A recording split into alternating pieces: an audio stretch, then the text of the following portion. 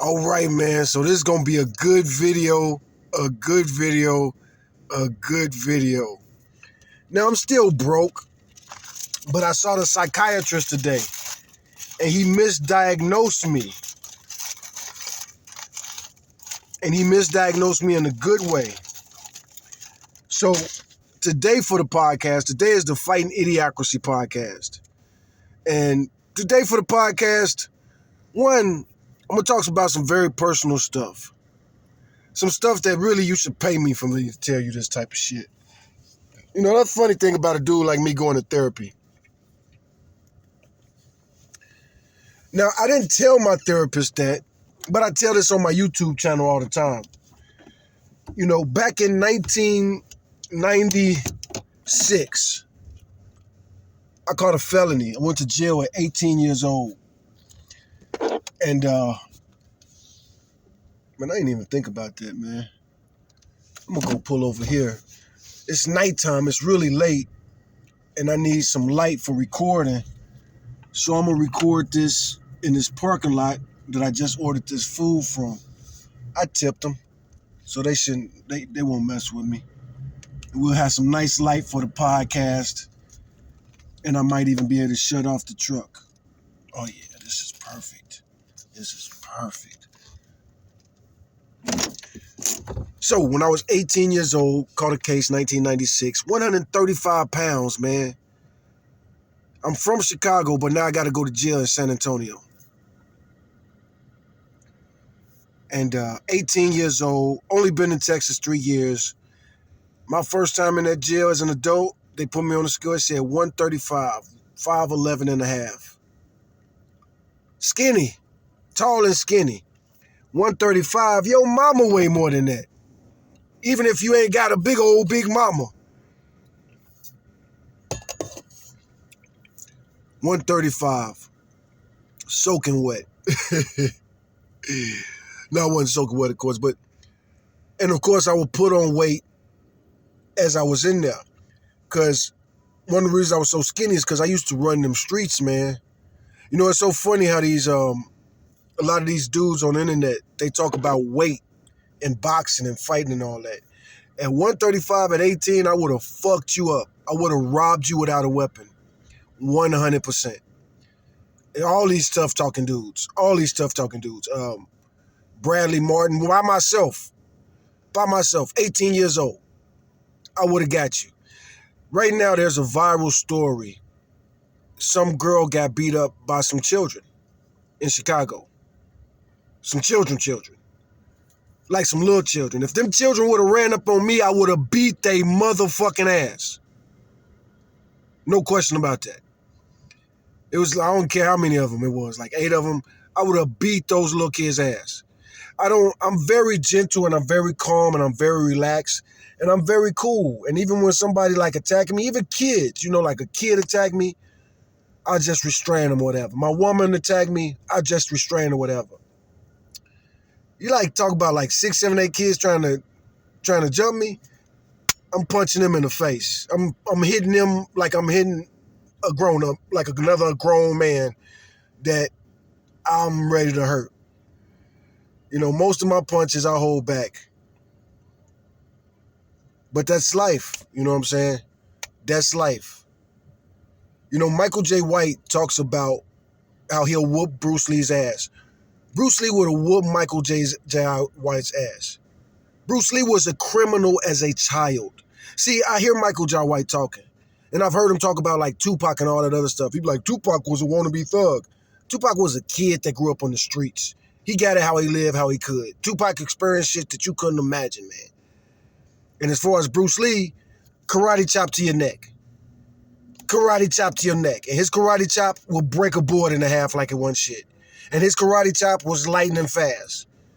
And for somebody like Michael J. White, he probably wouldn't go for his neck because the dude's so hard, he would just punch him in the fucking ankle and break that motherfucker. Bruce Lee's fighting style was one hit. Now, I'm definitely not saying I'm Bruce Lee. Bruce Lee was a bad motherfucker. But Bruce Lee taught badass motherfuckers how to fight. And couldn't nobody master his shit because his shit was one hit, you're dead. You know what I'm saying? Michael J. White, You know, it'd be nice to see him fight because he talked all that talk, but he fights in his movies, and those fights are so horrible. Them fools they'll hit you with everything but the kitchen sink. They'll put their back into it. They'll put their weight in. Big old muscle-bound dudes. Hit you with everything. Last fight scene I saw with Michael Jai White, like every single hit was just a fatal hit. It was one move where the dude fell on his knee and Michael Jai White like stepped on the back of his knee and twisted his foot, which would have 100% broke his fucking knee. Michael Jai White's like 250, 60 pounds, man, full of muscle. And he's a trained martial artist. And this dude's in a completely vulnerable position. Mike puts his foot in a special way right in the ball of the back of his knee and twists it. The dude goes, oh, and jumps right up and throws a death blow at Michael Jai White. Those are the type of fights he has in movies. Bullshit. Every single punch is something that would kill a man of any size. You know what I'm saying? It is what it is. If somebody hits you with all they might in your ribs as a grown man and they got any kind of punch, your ribs are broken. It's a rib. You know what I'm saying? These fools like those movies. I hate those movies. I hate Michael Jai White's fighting scene movies. Damn, I got distracted. But this is entertainment. I'm here to entertain y'all at the end of the day. And it's just, they'll show those punches like, it just lands super square, super perfect, just, and they'll show it in slow motion like, and they'll be like, like they do WWF fighting. And Michael Jai White he will beat Bruce Lee. And like I say, Bruce Lee grew up as a gangbanger in China. A little gangbanger in China in like 1928, nigga. The real gangster era of the world. Prohibition and the Chinese mafia was just getting started, all that shit. It's just stupid, mother. Again, Bruce Lee, he ain't gonna take no fight seriously, but if he take you serious, karate chop to the neck. I ain't a karate man. And, you know, yes, the average practitioner of karate can't fight no professional fighter.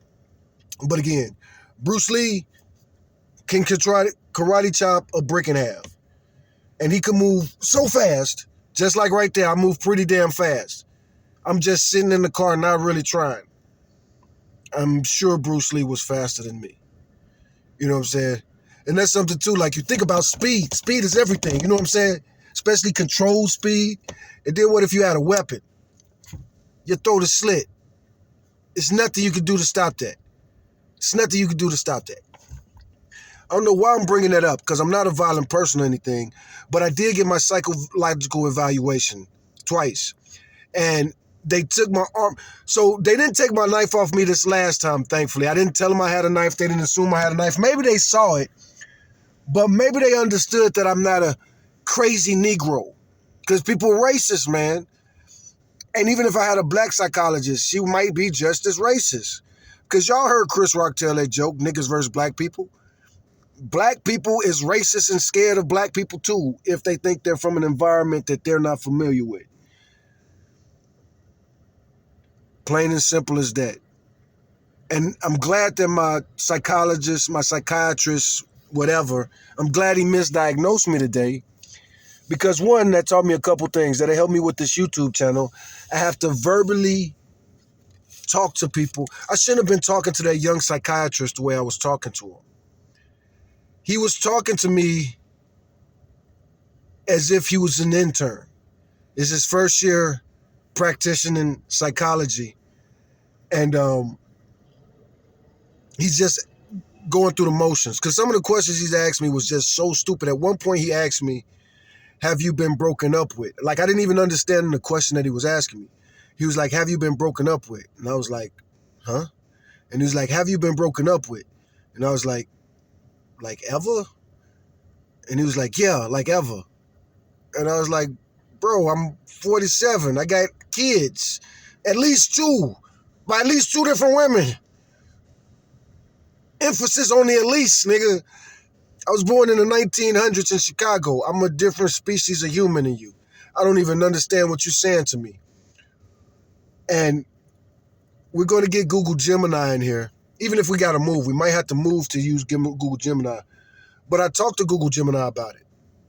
And if you watch my Bro Nogan things, you know that me and Google Gemini, we get real deep on the psychological conversation. If you watch like those first 3 podcasts, those are really good because that's when I'm really understanding that Gemini, I can converse with Gemini better than I can with humans because humans are just too stupid. I'm sorry. He diagnosed me with narcissism today. And diagnose isn't the right word, but the main reason I wanted to talk to the psychiatrist, I had to talk to an actual psychiatrist today. And the main reason I wanted to talk to the psychiatrist, one, I think he is an intern, and I think the real psychiatrist probably had, because he was talking to somebody, you know what I'm saying? And he did look very young. And his responses and his reactions were bad.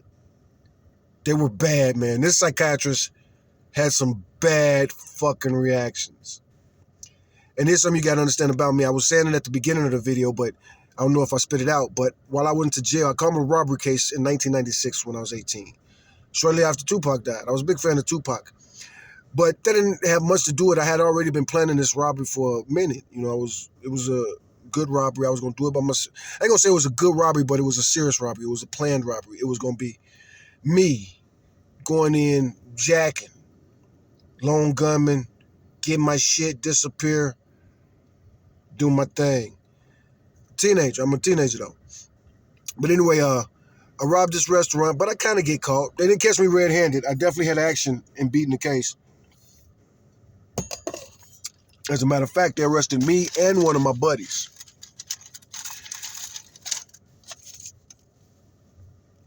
I'll tell the robbery story later, but I got to stay on track. I'll tell the robbery story later in this podcast, but I got to stay on track to get to the point that I'm going to make, that I went to jail for that robbery in 1996. Somewhere in there, I decided to start reading the Bible cover to cover. Now, I'm also going to jail a lot. I mean, I'm in jail, but I'm going to jail because I'm fighting a lot. I'm from Chicago. And Siri just helped me realize something really important about this red pill, blue pill shit. I've been fighting my whole life. These red pill dudes that be talking all that shit on the internet, check the history. My YouTube channel been here 19 years. That's one reason that YouTube probably let me stay here. Because, you know, YouTube been bullying me since the beginning, or at least trying to. But I'll beat your ass. You know what I'm saying?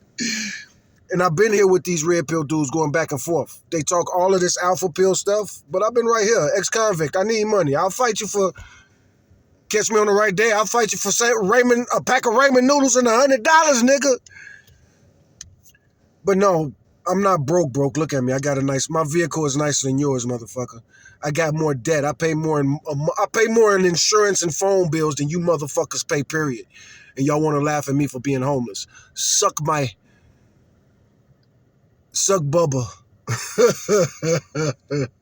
Suck your Bubba.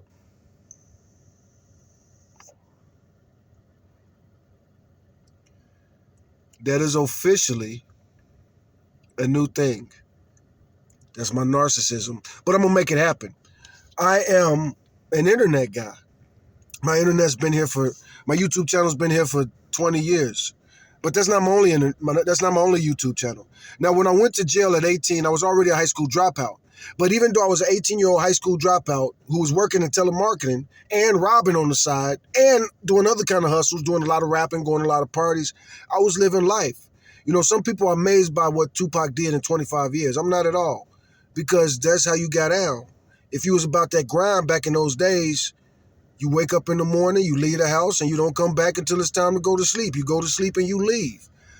You know, these red pill dudes be talking about these dudes growing up with single mothers, man. That's the advantage of being a single mother.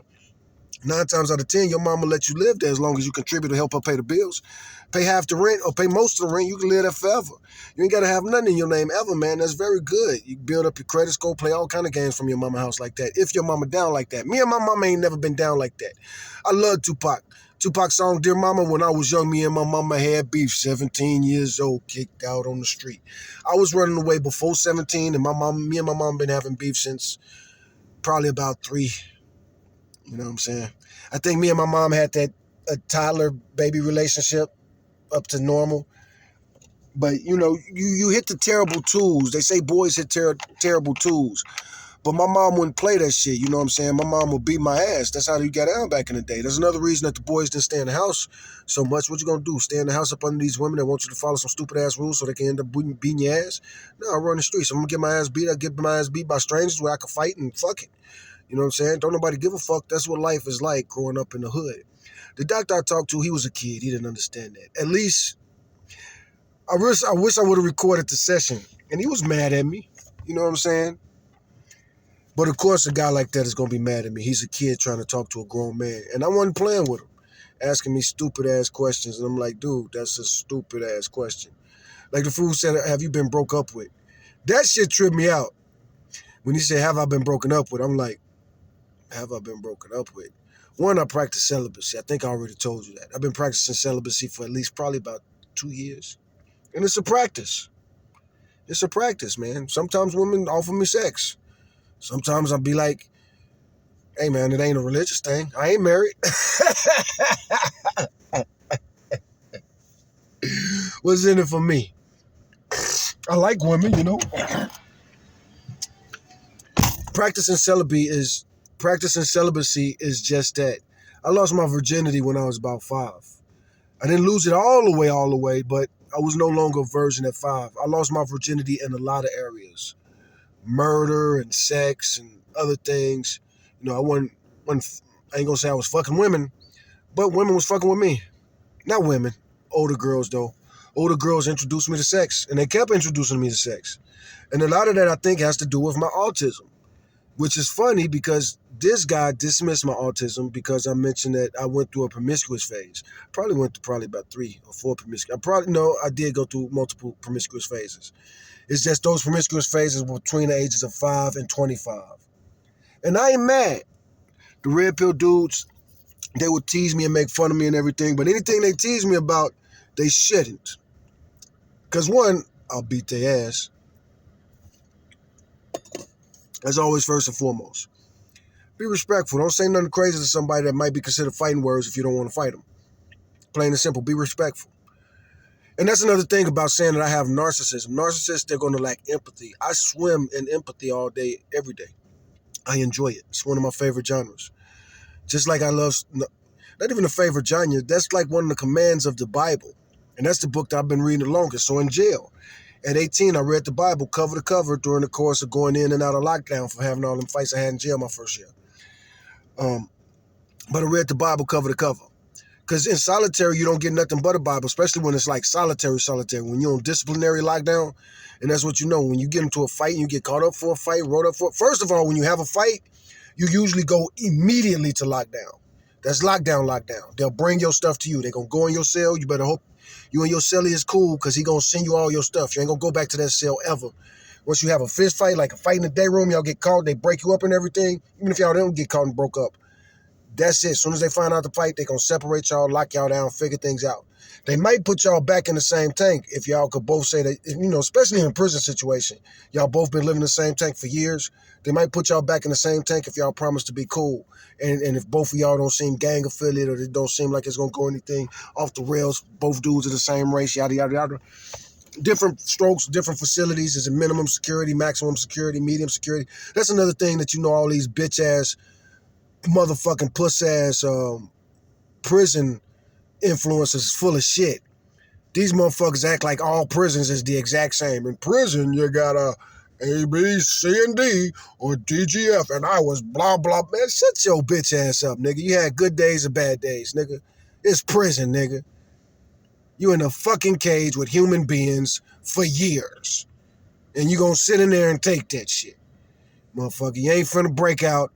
You ain't finna whoop the cops. You can fight with them, but you ain't gonna fight one-on-one. You don't know how many, you might be special. It might take more than 4, might take more than 5 to whoop your ass, but however many it take, they got that many. That's the way that shit works. And you gotta learn to love to bang.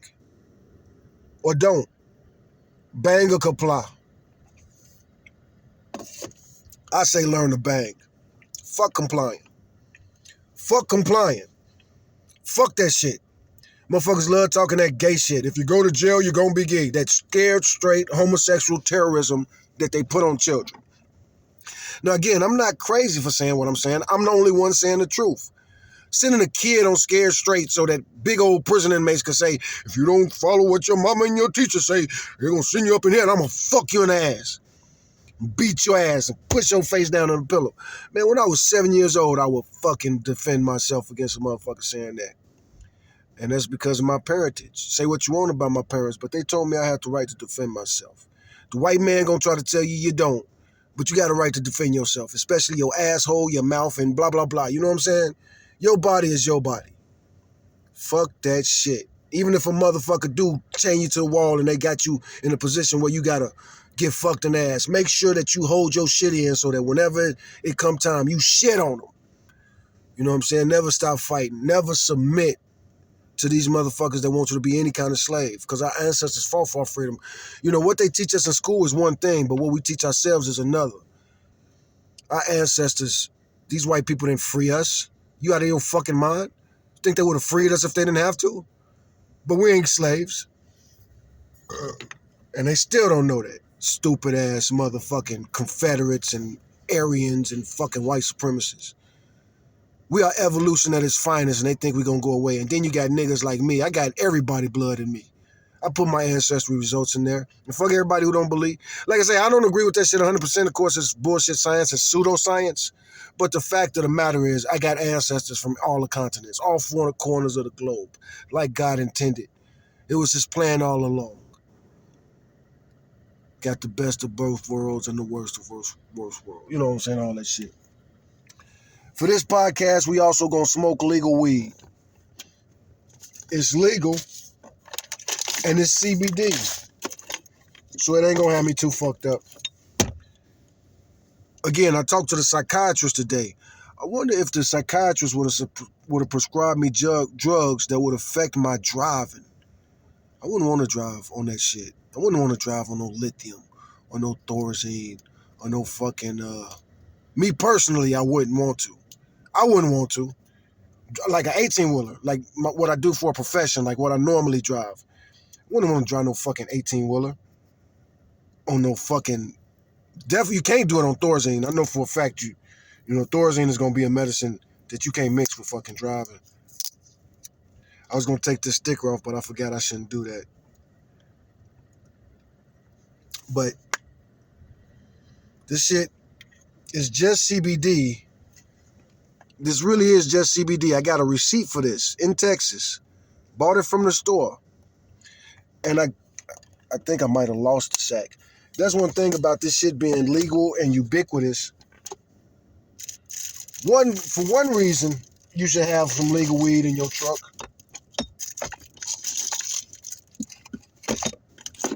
You don't want your vehicle smelling like marijuana, and you don't want to put people under the impression that you're driving under the influence. Now, my plan is to sit here for an hour and do this podcast. Because this podcast is going to take at least an hour. I think this podcast might take a couple hours once we start getting into the science. We're going to be talking about psychology and shit like that in a second. But let's get back to the Bible. So I read the Bible cover to cover, and that was like 96, 97. Started in 96, ended in 97. It took me about 6 months to read that book. Fast forward to probably about 10 years later. Almost exactly 10 years later. So it's probably like 2004 or 2005 while I was in prison.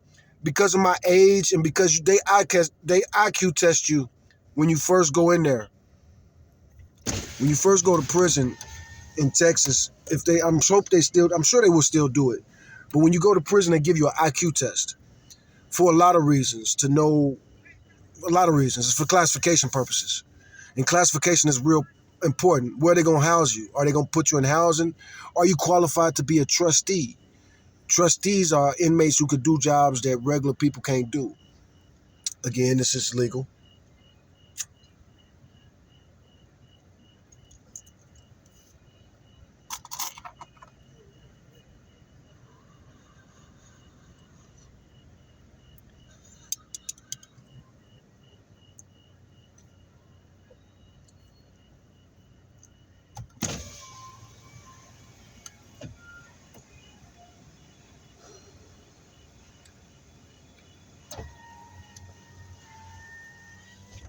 One real good thing about using pipes, glass pipes to smoke your marijuana.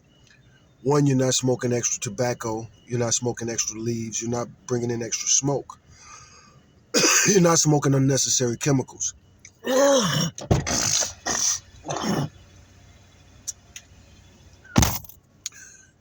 Most importantly, though, control. You're not producing a lot of noise pollution. If you have a nice vehicle like mine, you're not ruining it for the next person. You hotbox a vehicle, that smoke saturates and stains anything. Leather, upholstery, anything. It saturates it. Saturates it so bad that if you a smoker and you have a vehicle for years, when they finally sell it, they could cut stuff up like this and squeeze it and tar will come out. More reason that glass is better than paper. You could taste exactly what you're smoking. That's why they call these tasters. Because that's really what it's about. If you're buying a pound or so,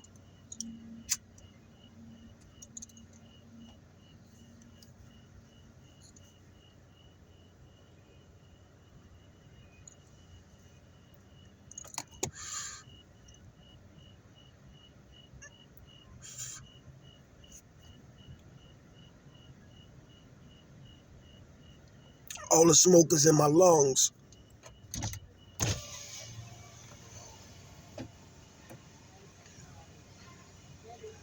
I'm not wasting anything, and it goes everywhere I could go. Because science is science. Facts are facts. The earth is round. The sun is a giant globe. The earth is going around it, and it's going to do that every single day. I've watched it do that for 47 days, and you've watched it do it for many days too, but you probably never noticed or paid attention. But it always rises in the east, and it sets in the west. Always, every single day. You can navigate by that if you had any common sense. People don't respect their ancestors, but their ancestors didn't have a smartphone, but they wouldn't have no problem making it from China to, somebody gave them a scroll of paper and say, take this to America. Somebody would do it. That's what a lot of people, that's what your job was as a transporter 1,000 years ago. Somebody hand you something, they say, take this somewhere. You got to look up at the stars.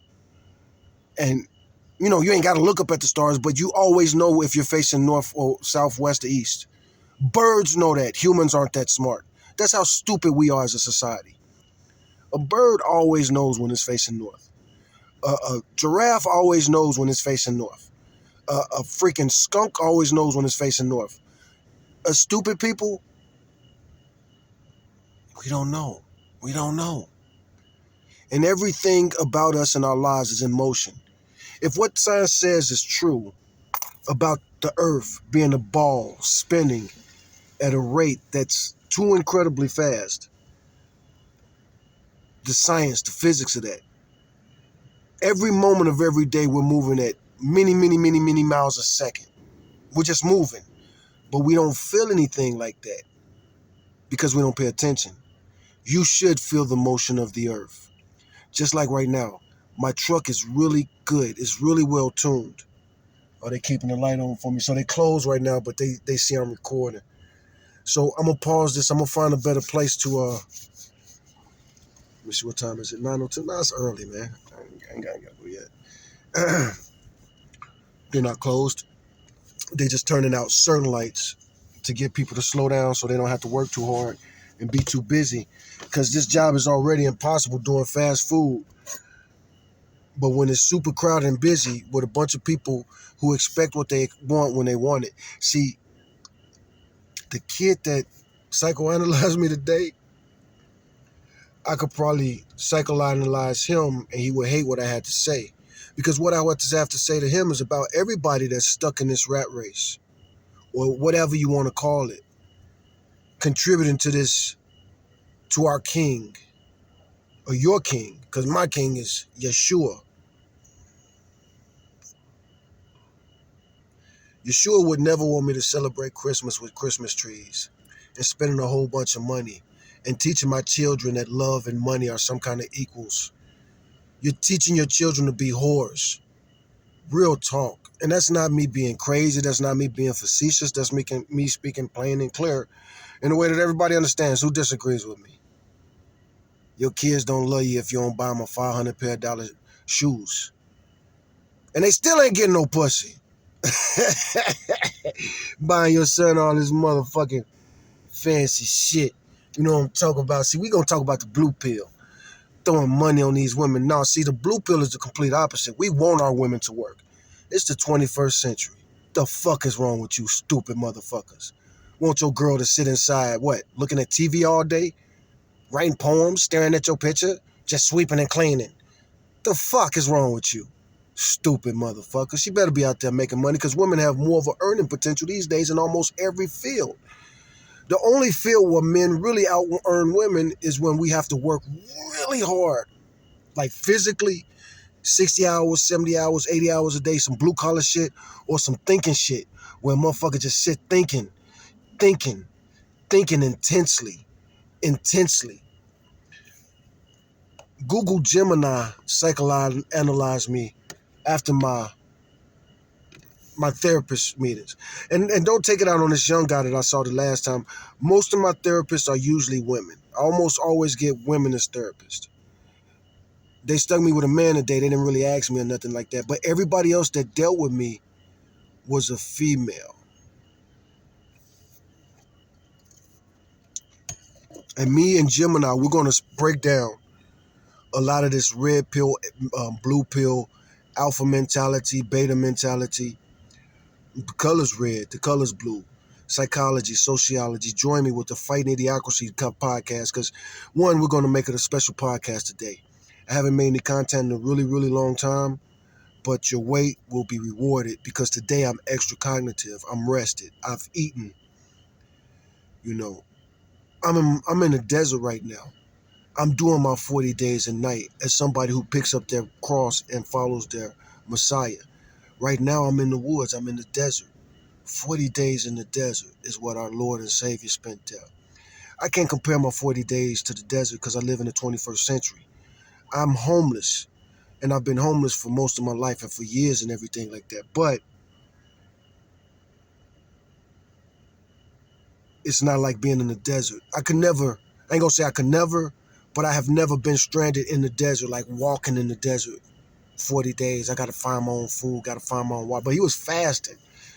Could you imagine being in the 30 days without water? Hopefully he was drinking because, of course, you could do the food where you could do a fast where you don't eat no food and you just drink water. And that's a much more healthy fast, especially if you got to work. Trying to fast without actual food and you got to do like blue collar work or think hard because thinking burns a lot of calories too. That's why so many people are mentally lazy. Me lately, like the last 3 months, I've been physically lazy.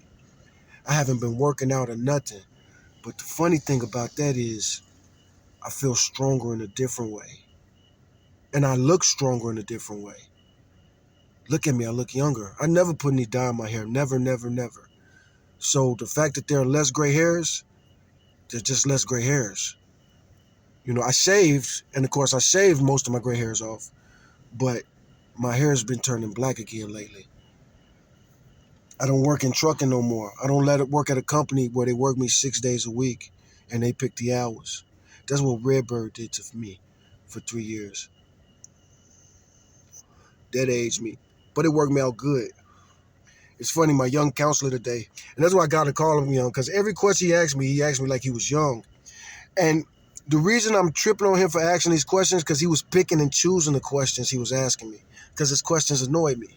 So he's being intelligent and not steady annoying me with really stupid questions. And of course, you got to understand they're stupid. I done told these people, man, I've been in special education since elementary school, since little bitty boy, preschool school. You know what I'm saying? I was talking to spirit therapists and speech therapists and all kind of shit. You know what I'm saying? Like getting real MHMR. Like I was even, and that's something too. That's just another reason I know that he's brand new. Because he didn't understand any of the phrases I said. He didn't understand MHMR. He didn't understand none of the phrases I said. Like any of the phrases that I said that ain't, like everybody knows, he didn't understand them. It was ridiculous. But yeah, he asked a 47-year-old dude with two kids in different states, and A lot of my bullshit charges is women, man. If I break a woman's heart, she want to try to get me locked up forever. And it happens over and over again. And Texas keep on locking me up behind these old funk-ass bitches that I be using for sugar mamas and shit. Because if they going to be my baby mama, they going to look good. If I'm trying to shoot babies up in the girl. I'm a real nigga, you know what I'm saying? I'm not a stowball nigga, man. Cat Williams got that good joke. If you don't know what it's like to be a tiger in the zoo, you'll never know what it's like to be a nigga in America. I'm sure he don't feel that way now because he has so much freedom, especially financial freedom. But at the time of him saying that and writing that, he already had freedom of mind because you have to have a free mind to write a joke like that, you know.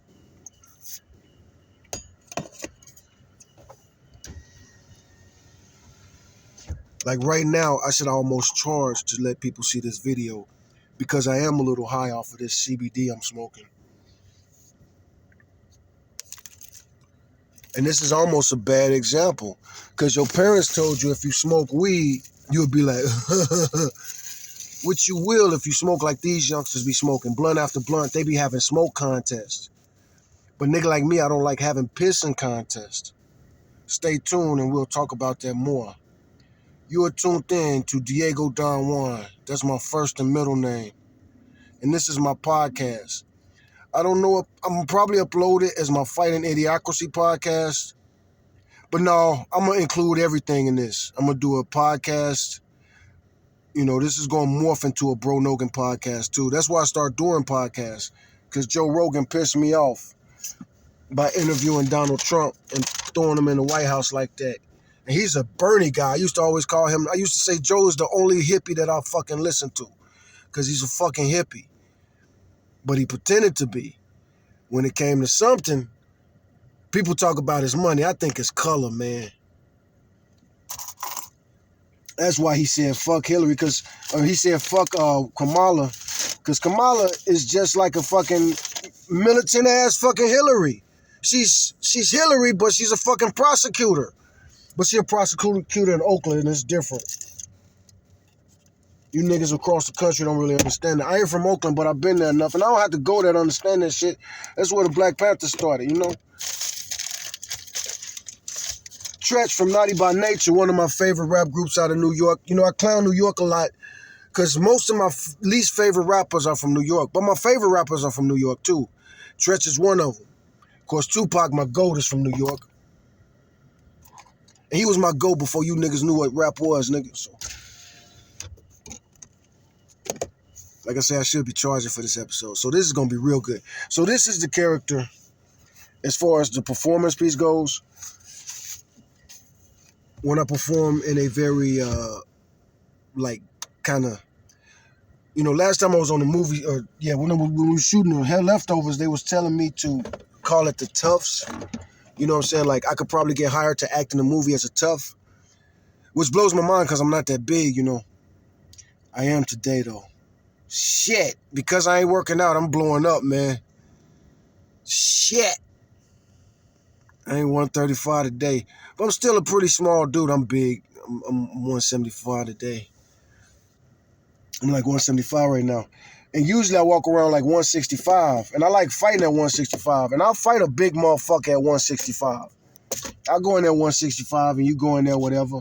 And I'll beat your ass, Jake Paul. Fight me next. You ain't even got to pay me that much. Just pay my debt. And 30, 45% of the pay-per-view, something like that. But yeah, I'm 6 foot 175. But that's the heaviest. I ain't gonna say that's the heavy. That's probably, it's close to the heaviest I've ever been. I've never been big. I definitely never been 190, 180, nothing like that. Maybe 180 when I like really tried to gain weight. One time in prison, because I never put on weight really good. One time in prison, I just stopped working out. But I was reading all the fucking time.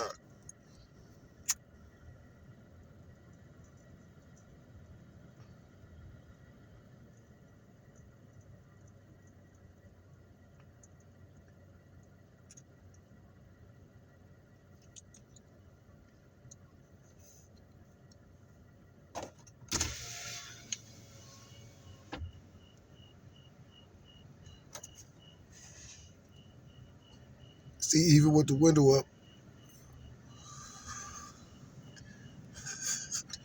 Turn this fan all the way up. Blow that shit up out of here. But even with the window all the way up, as I inhale, no smoke is escaping into the room. Smoke pollution, aroma pollution. Why smell like whatever this stuff is?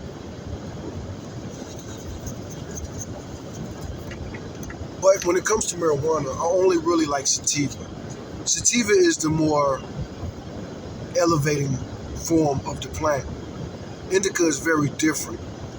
A lot of people think they're geniuses, don't know the difference between indica and sativa. They're very different. You just see me smoke sativa. This is clearly not indica. This is what you smoke if you want to like write a book or something, or read a book. Like right now, I'm reading, I can read. But it's more of an instantaneous thing like that for me. But I've read the Bible cover to cover, and now we get to the psychology cover to cover. So by the time I was in my 20s, I wound up going to college. Of course, I got accepted for college. My IQ is high enough. So I'm taking college, but I don't qualify for the regular college because my case is a robbery. And even though they dropped the charge to a lesser charge, I got convicted of robbery by threat. I had a pistol on me. You know what I'm saying? A cannon.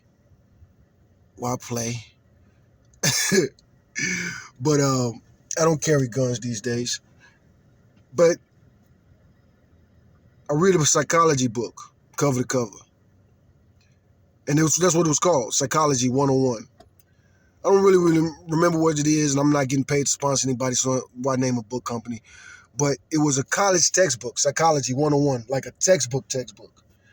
Like, this is a comic book. This ain't a comic book. This is The Onion. They started here in Austin, I believe. I might be wrong, but I'm pretty sure this started here in Austin.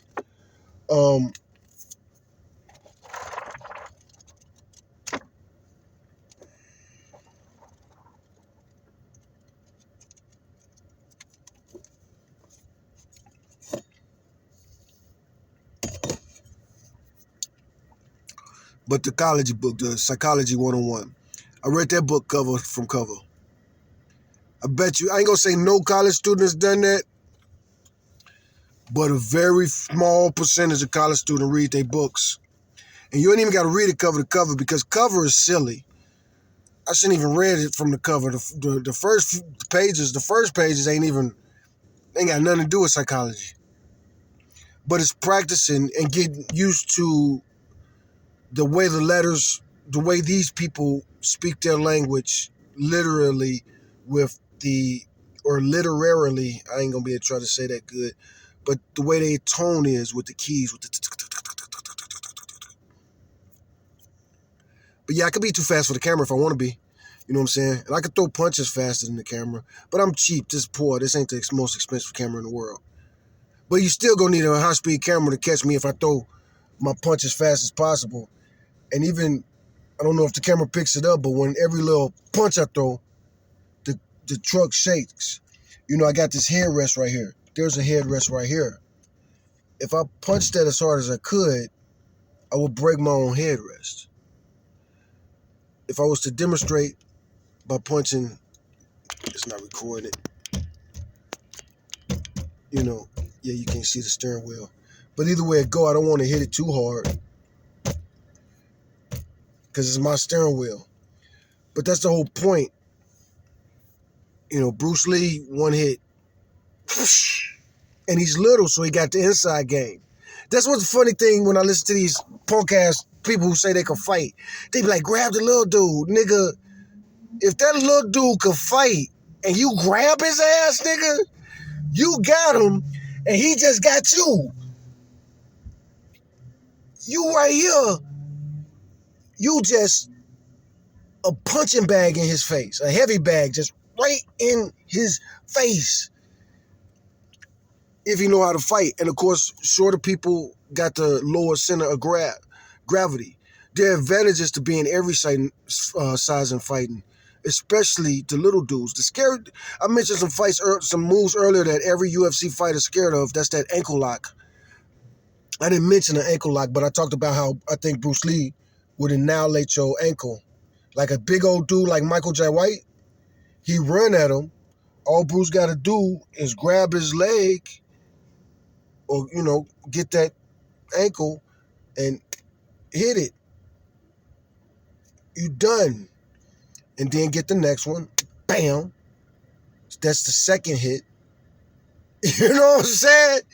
Each hit got to count. When you little like that and you fight somebody way bigger, he going to take out the ankle first, ankle second, go for the neck or the unconsciousness. That's the type of martial artist he was. We're not fighting for fun. You know what I'm saying? That's Bruce Lee's fighting style. Each hit has to be effective.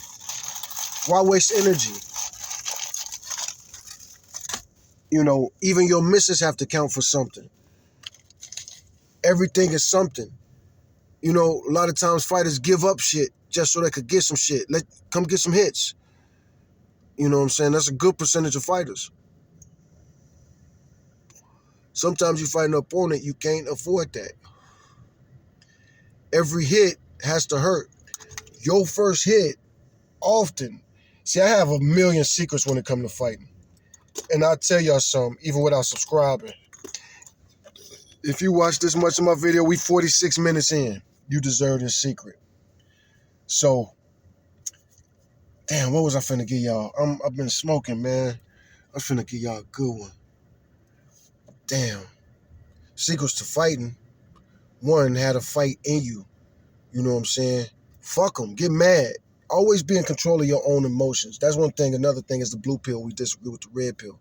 You're always in control of your emotions. Emotions are a good thing. That's another reason why I'm crazy. I'm very expressive with my face, and I'm very blunt, open, and honest at all times. So that will label me as crazy. You know what I'm saying? I might bullshit with you for a second or two, but I'm going to be like, come on, let's cut the bullshit. Well, let's stop talking. You're not my friend.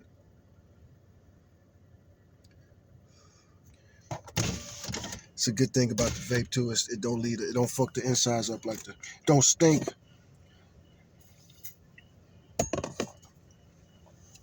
Fighting skills. Well, those were 3 great little tips I gave you right there.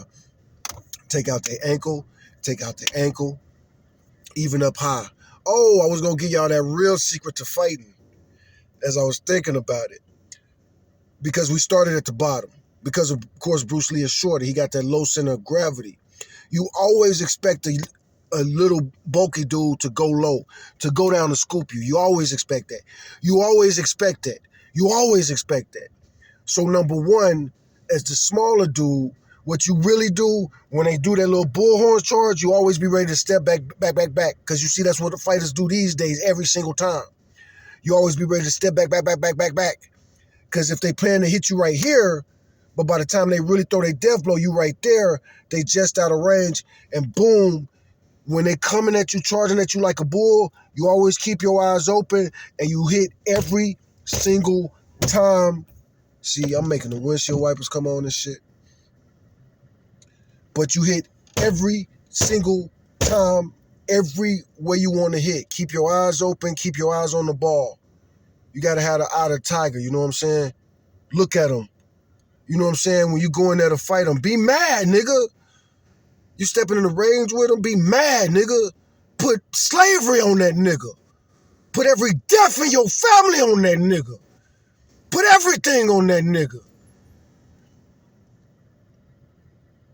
And that's why they call the cops. But I'm good. I'm not finna get arrested. I'm in a safe space. I'm around Negroes and the right Mexicans and the right white people. In Austin, where it's safe and sound, where Trump can't put his grubby little hands on niggas like me. Now, I'm not an immigrant. My roots go back, way back farther than his. My ancestors fought in the goddamn Civil War. I got pictures of people that look like me that fought in the Civil War, man, fighting with the Union. We bought our own freedom. This motherfucker erasing our motherfucking freedom. At least that's what the news reporting, but I bet it's true. He not blowing up the motherfucking shit, building a big-ass, stinking-ass ballroom and hiding our shit. paying money to get rid of shit that we already paid money to build. This whole country we built that he just got here, and he raping. And I heard that they bringing these airplanes over here too, man. Let's get my damn co-host up in here before they do call these people on me, man. Snap on this punk motherfucker. More fighting defense. So that's if you smaller. That's all we gonna talk about if you smaller, you know what I'm saying? Because the little guy needs the help. So like I say, if that's your thing, boom, boom, boom, boom, tear that head up. You know what I'm saying? If you're much smaller than this dude trying to grab you and you're not trying to get grabbed, get as many hits as you can before he grab you. Going for the top of the head and make him dizzy. If your hand could take it, your hand could break right here. That was the real secret I was going to give you. If your hand is hard, see, Bruce Lee used to break brick walls. Your first hit is best often they hand. That's not what they expecting. And if they're expecting or not, that's the easiest thing for you to hit. That first punch that come your way, hit it right in the break they fucking hand. Break they fucking hand. That's a secret. And that's only for like when you mad. Because you might break your hand too, you know what I'm saying? But if you was like Bruce Lee, brick hands, you're going to break their hand. So that's always secret 2.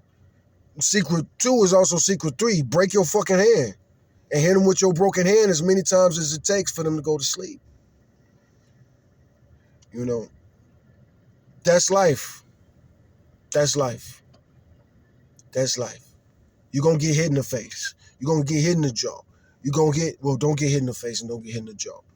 Protect yourself. Have a hard head. They say a hard head make a soft ass. I say if your head really hard, you probably going to have a hard ass too. Hard head make a hard ass. Because they beating you all the fucking time. By the time you get bigger than them, when they beat you, it don't really hurt that much. You kind of feel neglected if you're not getting beat. Not me, don't beat me. I'm a love maker. I make love. I break war. I don't want war. But anyway, back to the level that, whatever the message is. Yeah, my fighting weight is like 160 though. I'm a little bitty dude. I'm just chubby right now. Most of that weight on me is squishiness. You could grab stuff on me now just because I'm skinny as hell, but I'm squishy. Skinny fat. Not really. Not like normal skinny fat. I'm me for skinny fat. So yeah, that's that advice. But yeah, fight everything. Elbows, you know what I'm saying? But you got to make sure it's hard. Because if you're going up against somebody, you know what I'm saying? Because the average person fight like, you know what I'm saying? They're going to fight. They're going to hide this. This is what you got to hit. And they want you to hit it. And it's going to come right back at you, you know what I'm saying? And you might break your hand. And that might be part of their strategy. They might fight you like that. Want you to hit that forehead. As soon as you hit them, that's when they know they're close enough to aim for your face and clobber you. Those type of brawlers, those coming at you brawlers. You know what I'm saying? Those guys, they hit you hard. Now me, I'm a pacifist, personally. I'm just teaching you guys how to defend yourselves. Nobody messes with me. And if they do, you know, just like the guy I interviewed the other day, I interviewed a pro-MAGA dude, and we had to debate pro-MAGA versus anti-MAGA. But he might have seen me on the internet because he shook my hand, and he shook my hand aggressively like he was going to hurt it. But I shook his hand like, you serious? Big fella over here? I could break your hand. Easily. Easily. Easily, you little video game playing motherfucker. Try it for $25.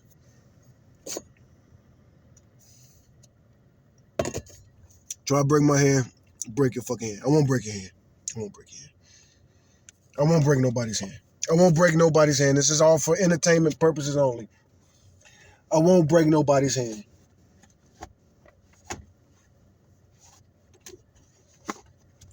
Unless they trying to touch me inappropriately, sexually. like a dude. You know what I'm saying? I'm not a homosexual. Or like they say on The Simpsons, I'm not a homersexual.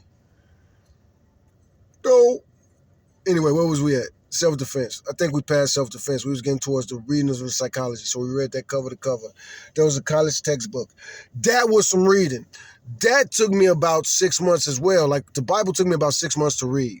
Reading the psychology textbook, that took me about a year to read. Or no, 6 months to read. But it was about a year's worth.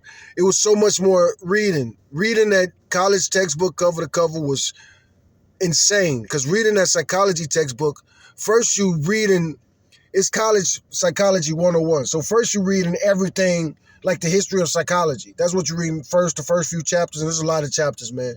There's a lot of chapters in this college textbook, man. And when you get, they have like parts of the college, of this book. Because again, it's a college textbook, you know, the big books, the big old college textbooks, the ones that, big books. So you open it up, you get to like the second section. Now you're learning about early practices of psychology that were actually effective, not the prehistoric stuff, like the vibrating or all that. But you're reading about the historic stuff. Then you get to the third section. That's the hard section. That's all of the specialty psychologies. All of them. All of them. And the particular college book that I read, the last chapter was actually about, I think the last chapter, it probably wasn't the last chapter. One of the last chapters. One of the last chapters was about, and not even last chapters, last sections. Last section was consumer psychology. And consumer psychology is the one that upset me the most.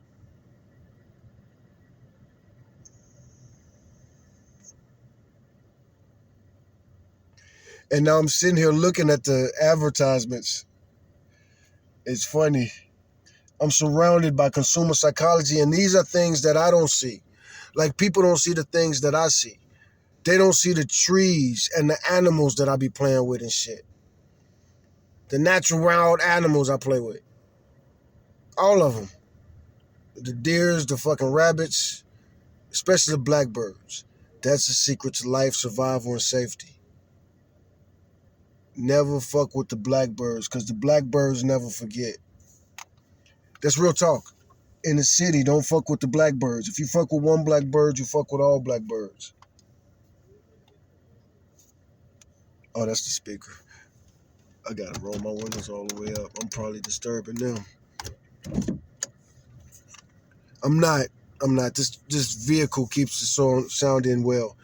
That's one reason I stay in the vehicle, because my insanity is not suitable for most. And I can't put up with people bullshit. I love women to death, but they just won't shut the fuck up. They're yelling at you all the fucking time. They're always yelling at you. You can't have one day without a woman yelling when you live with her, in my experience. Holy shit. And you're not saying shit. Trying to bark orders. Let the women have a nest if they want to be little Krabby Patties. That's why women are single. Because of the attitude. You know, I'm a blue pill dude. And it's funny, like the red pill guys that call me simp, because I'm not a, you know, I'm a gentleman. I'm not just going to call women crazy names and shit like that. Even when they be venting and shit, talking their shit, nigga. You just listen at them and laugh and be like, damn, you done fucked up, ain't you? Let's get back to the book. Psychology is not important, but we read that, and most psychology students will never read a college textbook like that cover to cover. When a college kid gets their required reading for a semester, it's a stack of books. It's a stack of books, man. Probably like half of the height of this vehicle. You know, like if they were stacked on this back seat, yeah, about that tall. About that tall if they was just stacked on the floor to right here. That's how many college books a kid is going to get a year. A year. Maybe a semester, but probably a year. And they don't read all that shit. They don't read none of that shit. They might read the first few chapters. The first couple of months they go into college, they might read every single day when they get to their room. Because the college starts them slow. The college gives them, okay, you had these 2 books. Read this one, read that one. Tuesdays and Thursdays. Wednesdays and Fridays. They try to teach them the right thing to do. And they do good for a while. But here's what's going to happen. Prediction 1 of this video. Now we get into Bro Nogan territory and we running out of memory space. We're really running out of memory space. I forgot about that. I got to clean up this SD card. Fuck. Got to go to the gym. I've been there every night this week, but I've been in town.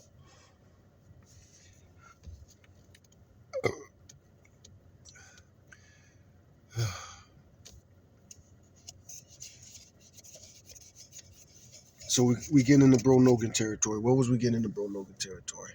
We talked about everything. Well, we just talked about college books and psychology and the phone. Is it going to work here? I was hoping. No, we got to go. We got to go to the internet. Do they have some free Wi-Fi here? Please have some free Wi-Fi here.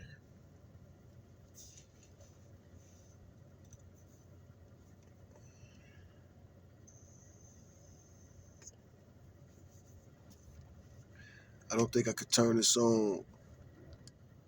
All right, there we go. So we're going to get Google Gemini in here, and we're going to wrap this up, maybe. I have a feeling what Gemini is going to say is going to take about 2 hours because we had this conversation earlier after I finished talking to the psychotherapist or the psychiatrist. He called himself a psychiatrist, but like I say, I think he was an intern, and the psychiatrist was just too busy with real patients, which is super cool. They don't need me. And like he said, if they need me, they'll call me. He was such an interesting kid, that kid was. And now we're connected. And now we have the very last the very last conversation with Google Gemini. And that's what we're going to actually have to make this a part 2. So this is Fighting Idiocracy Podcast, part 1. Part 2, we're going to delve into that conversation I had with the psychiatrist. And for part 2, we're going to actually film the right way. So this will be the pre-podcast. And no, this got to be a podcast. Shit. I didn't talk about much. What do you think? 1 hour. Well, you watch for one. If anybody's watched for 1 hour and they still watching, like I said, I haven't filmed in a while. Why make a second video? Every video I've done has been really different and weird and with different cameras and different angles. So, but this is Fighting Idiocracy, so we got to keep it a little. Have we been serious enough? Anyway, this is what I said to Gemini. I said, I received 2 misdiagnoses in 2 days. And that battery's strong enough. We can let this engine rest. I received 2 misdiagnoses in 2 days. Bipolar yesterday. And I talked to a psychiatrist today. He agrees, but not bipolar. But he suspects I have narcissist traits. I think he's wrong. I honestly believe my background is so foreign to him, he didn't understand 20% of what I said.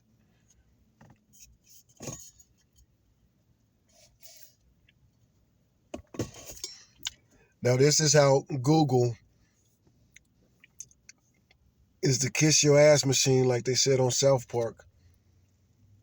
That sounds like a very frustrating and confusing experience. Receiving conflicting diagnoses, especially in such a short period, can be emotionally draining and make you feel unheard. It's completely understandable that you'd feel skeptical if you believe your psychiatrist didn't grasp the full context of your life and background, leading to a diagnosis you disagree with. Here are a few things you might consider. Communicate your concerns. If you feel comfortable, you could raise this specific issue with the psychiatrist. You could say something like, I'm concerned that my cultural/personal background is affecting your understanding of my symptoms. Could we spend some time discussing the context of my experiences more deeply and why you arrived at the conclusion of narcissistic traits? Seek a second opinion. Since you've already had 2 different initial ideas, bipolar and narcissistic traits, and you disagree with the current one, you have every right to consult another mental health professional. It may be helpful to specifically look for someone who has expertise in treating patients with backgrounds similar to yours. Keep a detailed journal. Continue to write. Look at how good Google. Let's Google Gemini. Free version. Well, beta test. Down your thoughts, feelings, and the specific events you discuss with the psychiatrist. This can help you clearly articulate your experiences to a new doctor or prepare for your next session. Receiving an accurate diagnosis is a crucial step toward finding the right treatment, and it's essential that you feel understood and respected in that process. Would you like me to help you find some resources or information on how to find a psychiatrist with a specific cultural or background focus? He didn't diagnose. It was our first meeting. He doesn't want me to test for autism because with my clear ADHD, it would likely show positive. But there's no real treatment they could offer. He was very young, and this was states services. My biggest worry was psychology in general. I'm 47 and I'm super well versed in psychology. I meant to say psychotherapy, but I said psychology twice. So I'm very well versed in psychology, and the psychoanalytic process. How can an educated doctor from a stable background understand a truly autistic child from the ghetto or from some other type of chaotic environment? This is a profound and valid concern. Your worry about a well-educated doctor from a stable background struggling to understand the presentation of a condition like autism in an adult who has a chaotic background, like the ghetto or trauma, highlights a critical issue in modern psychology and psychiatry: cultural and contextual competence. The challenge you describe is very real, and it can absolutely lead to misdiagnosis. The challenge of context in diagnosis. Your concern is rooted in the fact that diagnostic criteria, like those for autism spectrum disorder, ASD, are primarily based on observable behaviors. However, the way those behaviors manifest can be significantly altered and masked by severe life experiences in differing environments. 1. Trauma, masking, and overlapping symptoms. A doctor's lack of awareness about a chaotic background can lead to. Should I be reading this or is it better when Gemini reads it? If you're still with me at 107, let me hear you say that you'd rather have Gemini reading or me reading. I'll take over. Let it read one more paragraph so I know exactly where it starts, and I'll actually go back. A misunderstanding of your presentation. Trauma symptoms versus autism. Okay, so it's right here. Trauma, masking. I'm going to act like I'm a telemarketer at West Telemarketing as I'm reading this. I saw some viral video where the dude I was interviewing for the anti-MAGA video, for the anti-MAGA commercial or video yesterday, or the other day, the day before yesterday, he was talking like a telemarketer. Every time he talked on the phone, he was saying certain telemarketing things. Trauma masking and the overlapping symptoms. A doctor's lack of awareness about chaotic background can lead to a misunderstanding of your presentation. Trauma symptoms versus autistic traits.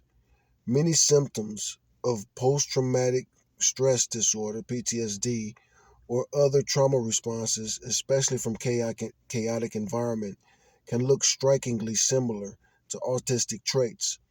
Withdrawal, social avoidance. An autistic person may avoid, yeah, it sounds better when she reads it, I think.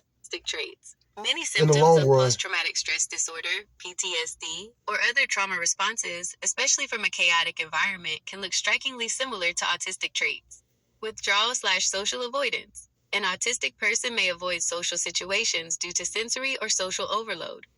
A trauma survivor may avoid social situations due to fear or hypervigilance. The behavior is similar, but the underlying cause is different. Emotional dysregulation. Intense meltdowns/shutdowns can be an autistic response to overstimulation or an intense emotional reaction triggered by trauma. Stimming versus coping mechanisms. Self-soothing behaviors, stimming, in autism can be mistaken for anxiety-driven habits or repetitive coping mechanisms developed to survive a stressful environment. Masking and camouflaging. Autistic individuals who grow up in environments where they are highly motivated or pressured to mask their differences, or perhaps perhaps to avoid beat. bullying, danger, or being perceived as weird can make their traits very subtle and difficult for a clinician to spot. They may have learned to mimic social skills out of a need for survival. 2. ADHD, autism, and the out. Let's read that paragraph one more time. Masking and camouflaging. Autistic individuals who grow up in environments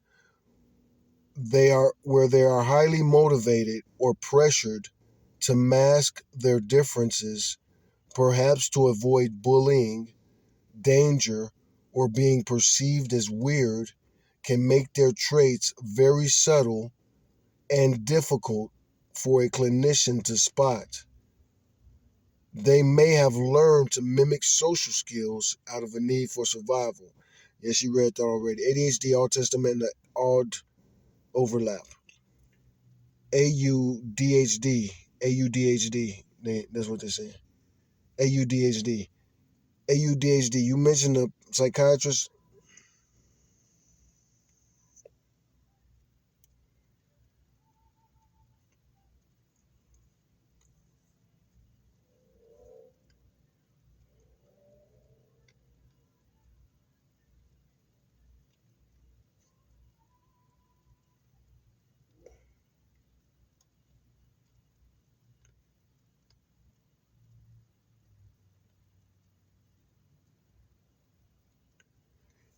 I'm sorry. I almost forgot it was still recording. I do apologize. I should have had Google reading it. ADHD overlap. You mentioned the psychiatrist discouraged testing for autism due to your ADHD. This speaks to a known difficulty in diagnosis, as the two conditions often co-occur, ADHD, and share many overlapping traits. Executive functioning. I had a feeling it was going to read that wrong. So, ADHD, autism, and the AUDHD overlap. ADHD, autism, and the all ADHD, autism, and the I guess it is all DHD. All DHD. That's what it is. It's spelled AU capital DHD, but it's odd. It's odd. All DHD. All DHD. All DHD. All DHD. That's an interesting word. But anyway, you mentioned a psychiatrist didn't discourage testing for autism due to your ADHD. This speaks to a known difficulty in diagnosis, as the two conditions often co-occur. And then you have ADHD and share many overlapping traits. Executive functioning, difficulties with organizing, planning, and time management are central to to ADHD and autism. Impulsivity. He was saying that too. He was struggling with that word too.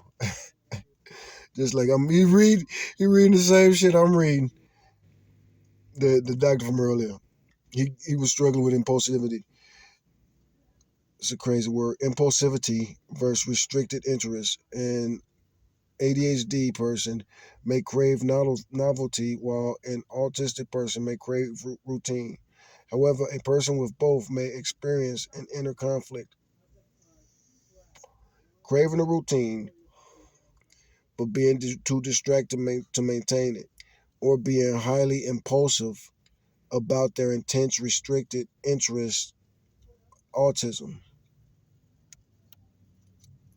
Difficulties with organization, planning, and time management are central to both ADHD and autism.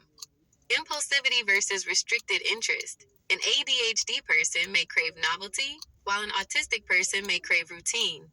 However, a person with both may experience an inner conflict, craving a routine but being too distracted, ADHD, to maintain it, or being highly impulsive, ADHD, about their intense restricted interests, autism. The doctors claim that there's no real treatment they could offer is a common, though concerning, statement in state services. While there is no cure for autism, an accurate diagnosis offers validation, self-understanding, and access to supportive therapies that focus on stress management, sensory integration, and social skills coaching, all of which are invaluable.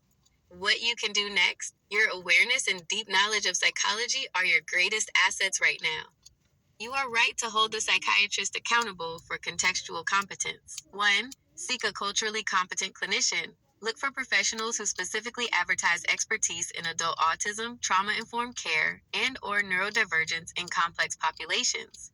You need someone who is trained to recognize how trauma and environment can change the presentation of autism. 2. Detail your childhood context. If you seek another evaluation, explicitly structure your narrative to highlight the differences between your environment and a typical one, and how your traits were either reinforced, suppressed, or misinterpreted in that specific context. 3. Insist on an evaluation. If you feel strongly, advocate for the official diagnostic process. An accurate diagnosis, even if it is ADHD, autism, or a trauma related diagnosis, is the foundation for finding the right supports. You are 47 and have a lifetime of information. The right clinician will see your expertise and listen to the context you provide. Would you like me to look for resources or search terms for finding a trauma informed or culturally competent adult autism specialist? The right person would help me write a book. And one of the persons in my comment section was right with their criticism. They said I can't just let the Google thing read it. What you can do next? Your awareness, and this applies to a lot of you people too. If you're watching this video and you don't watched all this probably definitely applies to you. What you could do next? Well, you could write down anything. You could pause this at any time and rewind it at any time and write down anything at any time. But your awareness and your deep knowledge of psychology are your greatest assets right now. You're right to hold the psychiatrist accountable for your contextual competence. Now, look, I'm not gonna hold them accountable. I'm not gonna write them up. I'm not gonna make a big deal about it. But I'm gonna think about it, talk about with Google in the chat. We're gonna really move on to him and what's next from there. Um,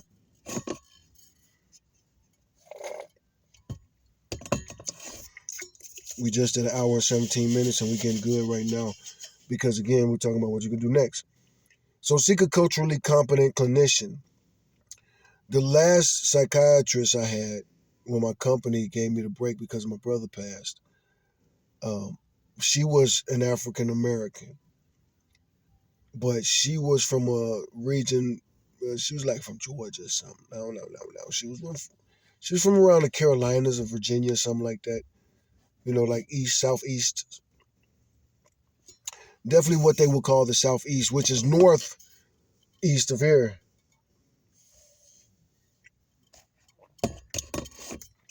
But like on the East Coast, southeast coast.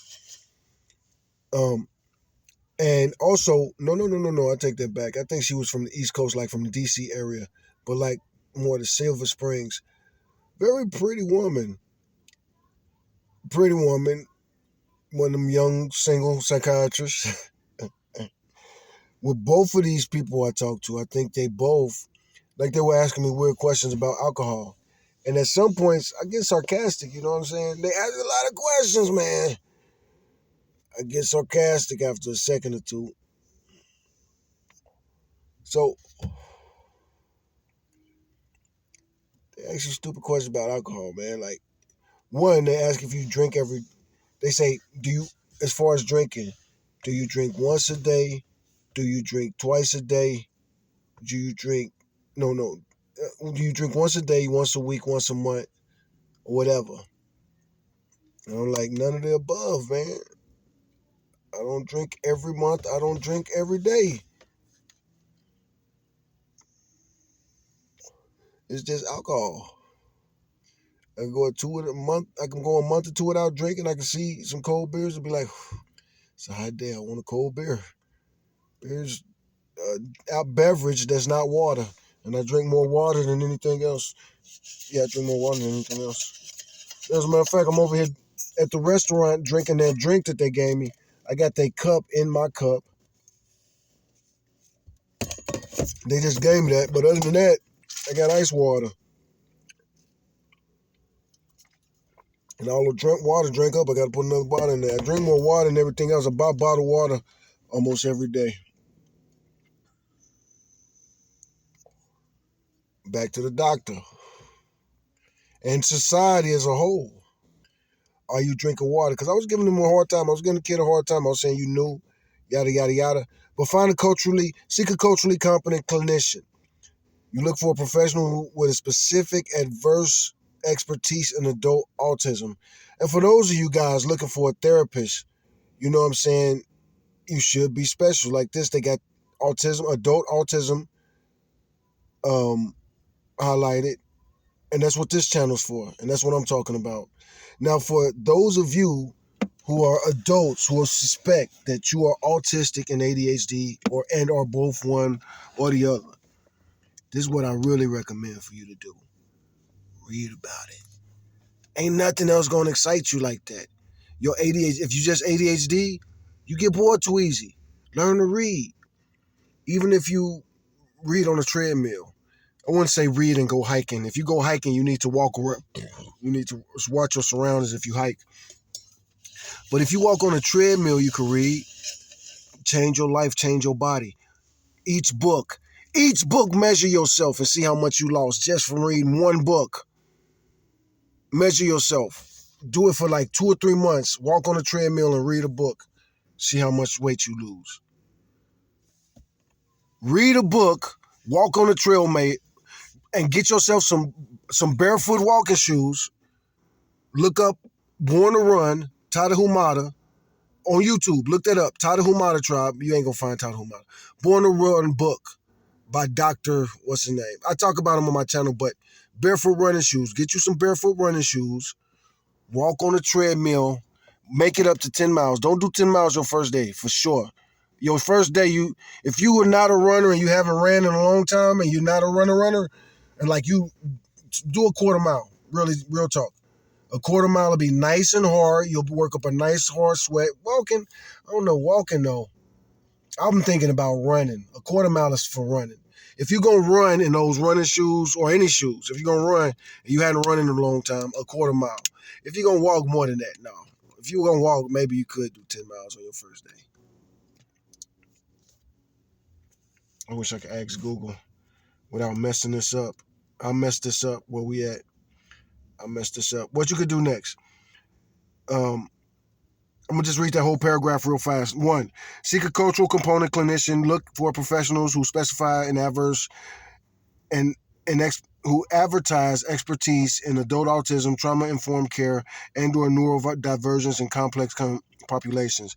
You need someone who is trained to recognize how trauma and environment can change the presentation of autism. Now, I can't get some help for that, and I probably can't ask for that, and I probably can't request all of that stuff. I don't know if I will. Again, for those of us who are ADHD and autism, especially that combination, I think you'll probably want to read up on yourself, just like what I do. Just how I'm talking fast right now, you probably feeling me, you probably digging me, you probably talk fast like this at times, like yourself, if you actually are autistic and you got ADHD. And even when I was reading fast, you probably was able to understand it, especially if you watched it all the way up to an hour and 23 minutes, you probably understand my voice, my accent, my cadence by now. So we're going to get to 2. Detail your childhood context. A lot of this stuff is suggested to write it down if you can. That's another convenience if you like live somewhere. See, I don't live nowhere, man. So where I'm going to keep my journal, I probably could find some place. I probably should find some place. I probably keep it right behind that book, man. I probably need to do something, man. But yeah, man, I write my context, I write my book. And you read your stuff. Learn it. Maybe even read a college textbook of Psychology 101 front to back. Read the Bible too, man. Read the Bible. Really read the Bible for yourself. I suggest that. Why not? Why not?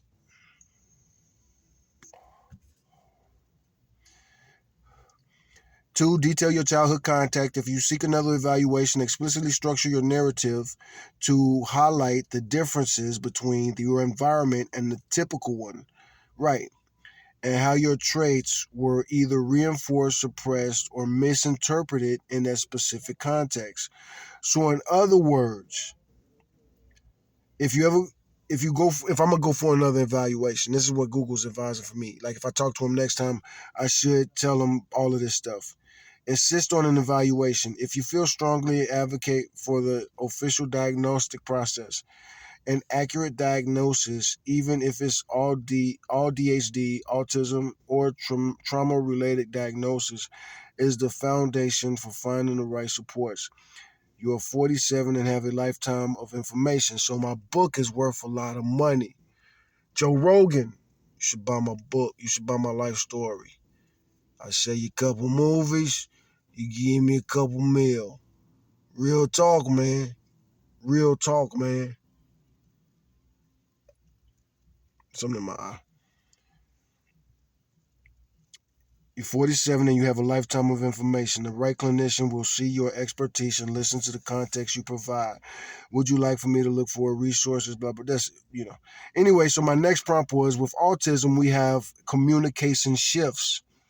If you misunderstand an autistic child, they will likely shut you down. Speaking to you is a waste of breath. So they will just play with you, ignore you, or I'm teaching, I'm dropping some knowledge right here. I'm talking about autistic people. So I'm gonna start reading that again. So pay attention right there. Even me for editing this.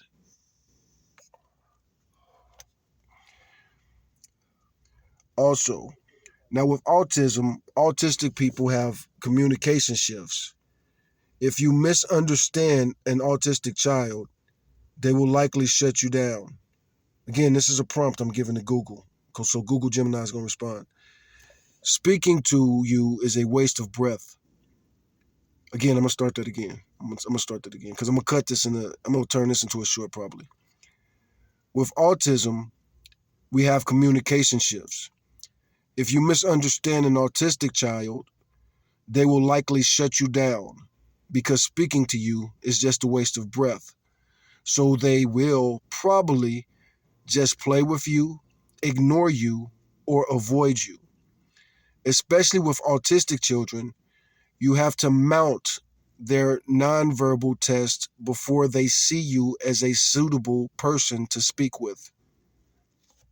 That's an excellent and highly accurate point, particularly about the necessary shift in communication and the concept of nonverbal tests that autistic individuals, especially children, often employ. You are describing a core function of communication for many people on the autism spectrum, a highly pragmatic approach where communication is viewed primarily as a means to an end. Communication and trust in autism. So I'm going to read that again because I think it's important for me to stress that. So that's what I said the first time. Well, no, I'm not going to explain it. So that way you'll understand when I say my prompts, I'm saying I'm me, and I let Google Gemini be herself. She's articulating it well, and I understand it well.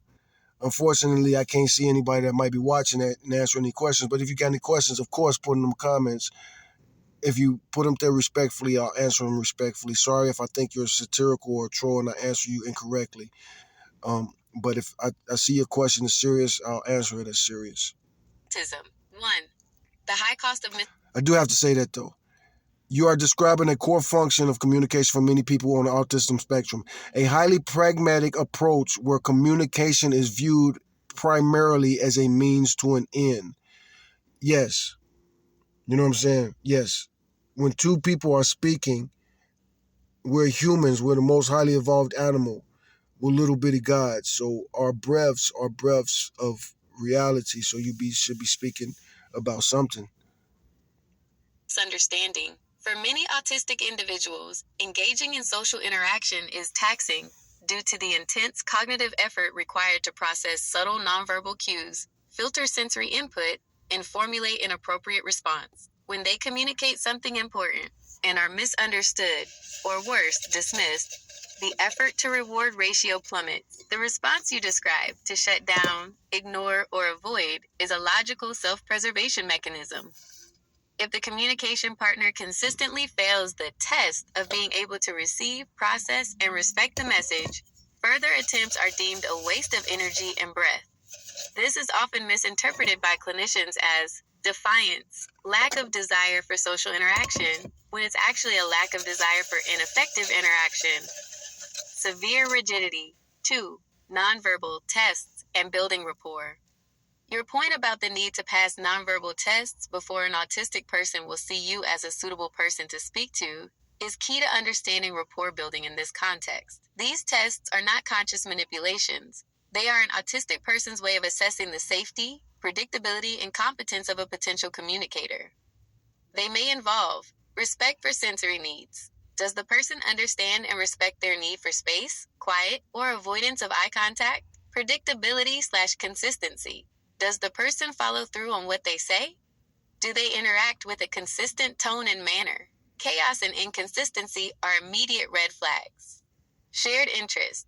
Does the person show genuine, focused interest in their preferred topics? Or are they quickly steered back to socially appropriate subjects? Honesty and directness. Does the person use subtle sarcasm, hidden meanings, or unnecessary social pleasantries that confuse the autistic person? Direct, unambiguous communication is preferred. A child who has survived a chaotic environment, like the ghetto, may have an even more stringent set of nonverbal tests. Their very survival may depend on correctly and quickly assessing trustworthiness and competence, making them incredibly discerning before granting access to deeper communication. 3. Implications for diagnosis. This critical need for effective communication is exactly why a clinician who lacks cultural, trauma, and autistic competence will fail to get an accurate picture. If the psychiatrist doesn't pass the patient's nonverbal test, they will only ever see the surface level presentation, the avoidance, the silence, or the apparent playing. This surface level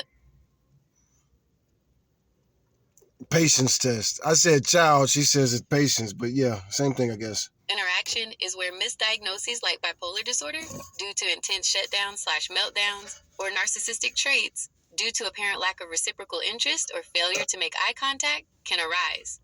The clinician is seeing a defense mechanism, not the core neurotype. Your sophisticated understanding of this dynamic is a huge advantage as you advocate for an accurate diagnosis. It highlights why finding a specialist who is trauma informed and understands neurodivergent communication is essential. Would you like some specific tips on how to frame your need for a communication aware specialist when you look for a new evaluation?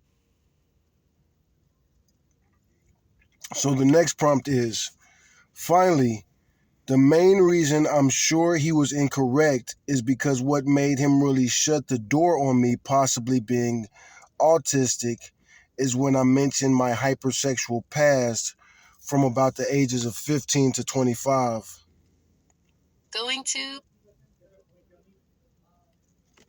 That detail is extremely important and suggests a significant lack of trauma informed and neurodivergence aware training on the part of the young psychiatrist. The link between a history of hypersexuality, especially one beginning in childhood, and autism spectrum disorder, ASD, is not a simple, direct one, but it is deeply intertwined with trauma and co occurring conditions common in autistic individuals. A clinician should not use a history of hypersexuality as a definitive reason to rule out an autism diagnosis. Why hypersexuality does not rule out autism. 1. The overlap with trauma, CPTSD. The single most common explanation for a significant history of hypersexuality, especially starting at a young age, is a history of trauma, abuse, or neglect, often leading to complex post traumatic stress disorder, CPTSD. Autism and trauma vulnerability. Autistic children and adults are statistically more vulnerable to abuse, exploitation, and bullying due to social naivety, communication differences, and sometimes sensory seeking behaviors. Therefore, a history of trauma is common in the autistic population, making trauma responses like hypersexuality a frequent co occurring factor. Dissociation and coping. Hypersexuality can be a dissociative coping mechanism or a way to seek validation. Dissociative. So oftentimes, I almost shouldn't say this. I almost shouldn't tell you this because Google didn't break it down. But dissociative order. So basically, multiple personalities when them girls be freaky and they getting heat, and every now and then, that might be part 3. Talk about these bitches in heat. But they get in heat and then they'll dissociate and they'll become a completely different person. Control or a feeling of connection in the wake of trauma. Neurochemical seeking. The neuro I really did oversimplify that. Dissociative means a lot of other things too. And in that context, she was mostly meaning to dissociate as far as to like disconnect your mind from your body. But again, it means other things. chemical rush associated with intense or risky sexual behavior can be a form of self-medication or sensory seeking. Yeah, she's meaning it to multiple meaning when she read it that way. Let me read it. I almost should read it that way. Let me see. For an individual with an atypical nervous system. which is characteristic of both autism and CPTSD. 2. Autistic traits and hypersexuality. So dissociation and coping. Hypersexuality can be a dissociative coping mechanism or in a way to seek validation, control, or a feeling of connection in the wake of trauma. So yeah, that is like the almost kind of like the Romeo and Juliet syndrome. Not the Romeo and Juliet syndrome. I know she's going to talk about that later because I've read all this, but um, not the Romeo and Juliet syndrome. What is that? The whatever, Bonnie and Clyde syndrome almost. But you find a new love, somebody that you knew, brand new meet. Y'all go on a love whirlwind and y'all run off together and madly in love with each other for 2 weeks. For some autistic individuals, traits inherent to the neurotype can contribute to hypersexual behavior, separate from or in addition to trauma. Intense interests, special interests, sex and sexuality can become a special interest for an autistic person. This can manifest as an intense, singular focus, sometimes overriding social norms or concerns for safety, which can be mislabeled as pathological hypersexuality. Difficulty with social boundaries. Autistic individuals may struggle to read or enforce appropriate social boundaries, which can lead to situations that are interpreted as or result in hypersexual behavior, particularly during adolescence or young adulthood. Literal interpretation.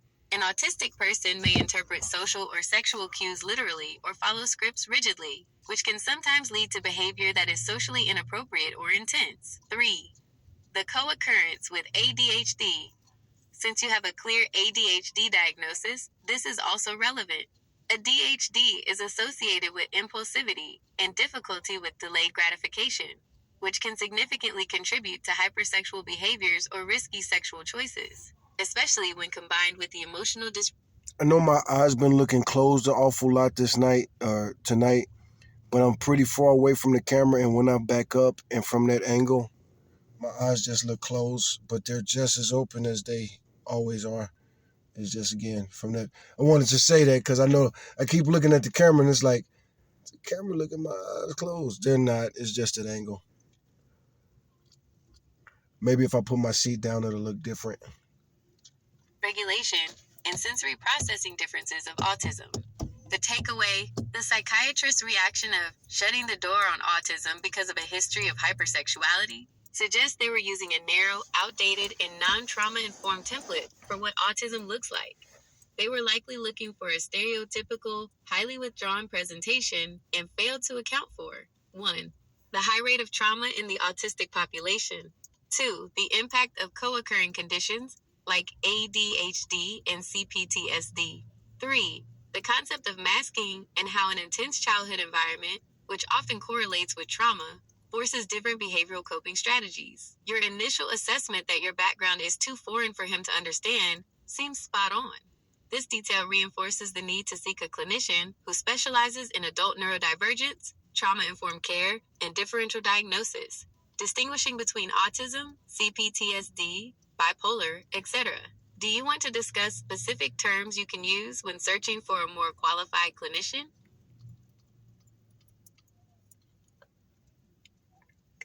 So my next prompt to Google Gemini was, it wasn't just a hypersexuality.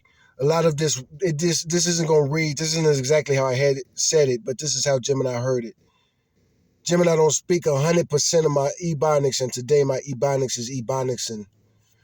So it wasn't just a hypersexuality, but it wasn't just the hypersexuality, but it was the fact that I told him I was pretty popular in high school and all throughout school in San Antonio and Chicago, and that most of my fights were kind of over girls.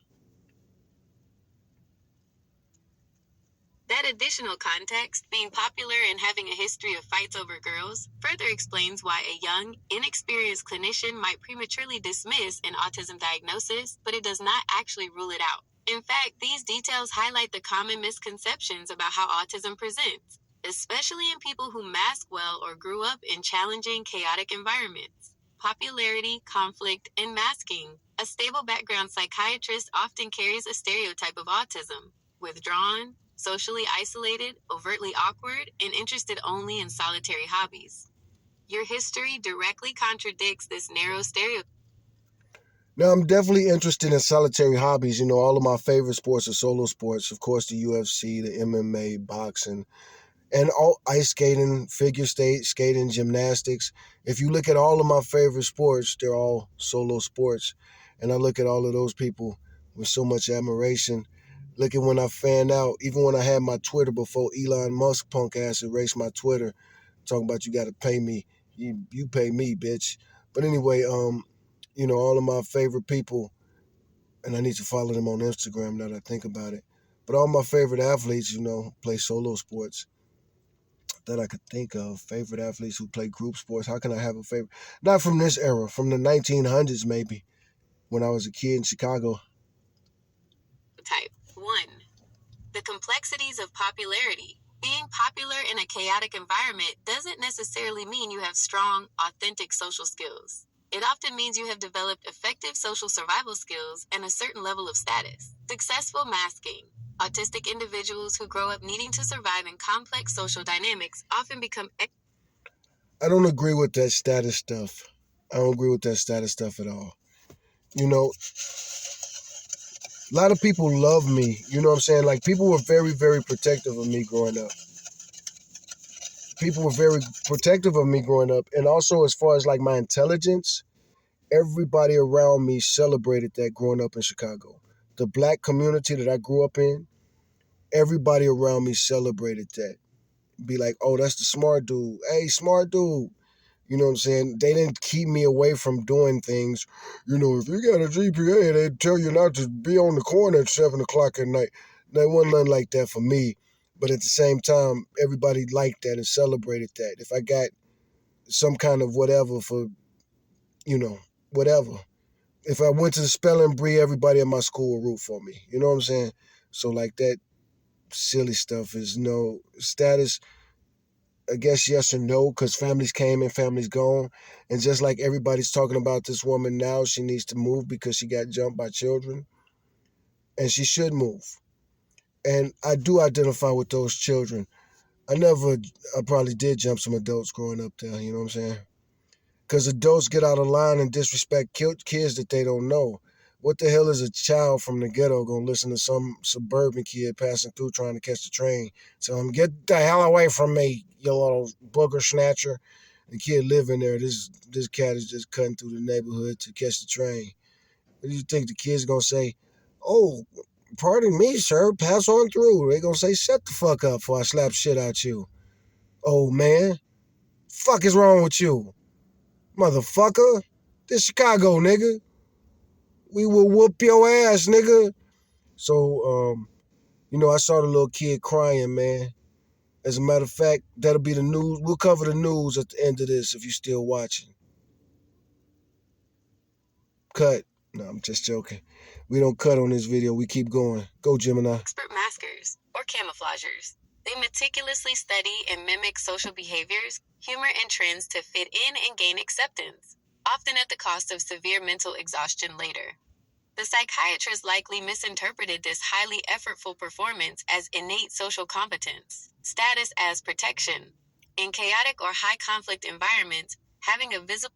No, I think he's just young, man. I think he's just young and watch a lot of TV. Anything he, anything these white people picture or visualize about the neighborhood is gonna be something they seen on TV or listen off of rap music, of course, or some book that they read. More than likely, nah, he was a kid, probably. Fool for probably kid, probably a freshman. Social status, being popular, can be a protective mechanism. It offers access to resources, protection from bullying, and a degree of power that makes life safer. This is a survival strategy, not evidence of robust neurotypical social functioning. Hyperfocus on social dynamics. Some autistic individuals make social dynamics their special interest, studying body language, social rules, and Kevin status Samuels. hierarchies intensely to master them. This can lead to seeming so. I would say that like Kevin Samuels, man. The one reason he used to love talk to me so much, see, I was young when I met him at West Telemarketing. One reason he used to look forward to it. Like after we start talking for a while, he would look forward to me, be like, "Hey, youngster, come over here. I got a cigarette for you."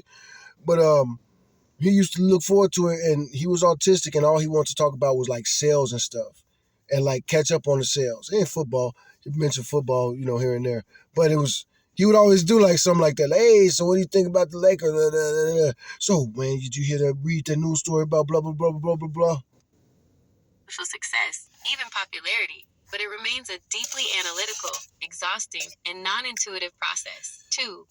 Misinterpreting conflict. The psychiatrist likely saw fights over girls and concluded you were an extroverted, competitive, neurotypical male, a common script. Literal interpretation of social rules. For an autistic person, rules and boundaries can be very important. If they perceive the social rule is broken, e.g., a challenge to their status or their territory, including a relationship, their reaction might be highly intense and literal, leading to a physical confrontation that seems impulsive or emotionally driven, but may be rooted in a literal interpretation of a boundary violation. Emotional dysregulation. Many autistic individuals, especially those with co occurring ADHD and trauma, struggle with emotional regulation. When stressed, confused, or angered, often by social situations, the resulting explosion I don't really struggle with my emotions. I just usually express them at the moment that I'm having them.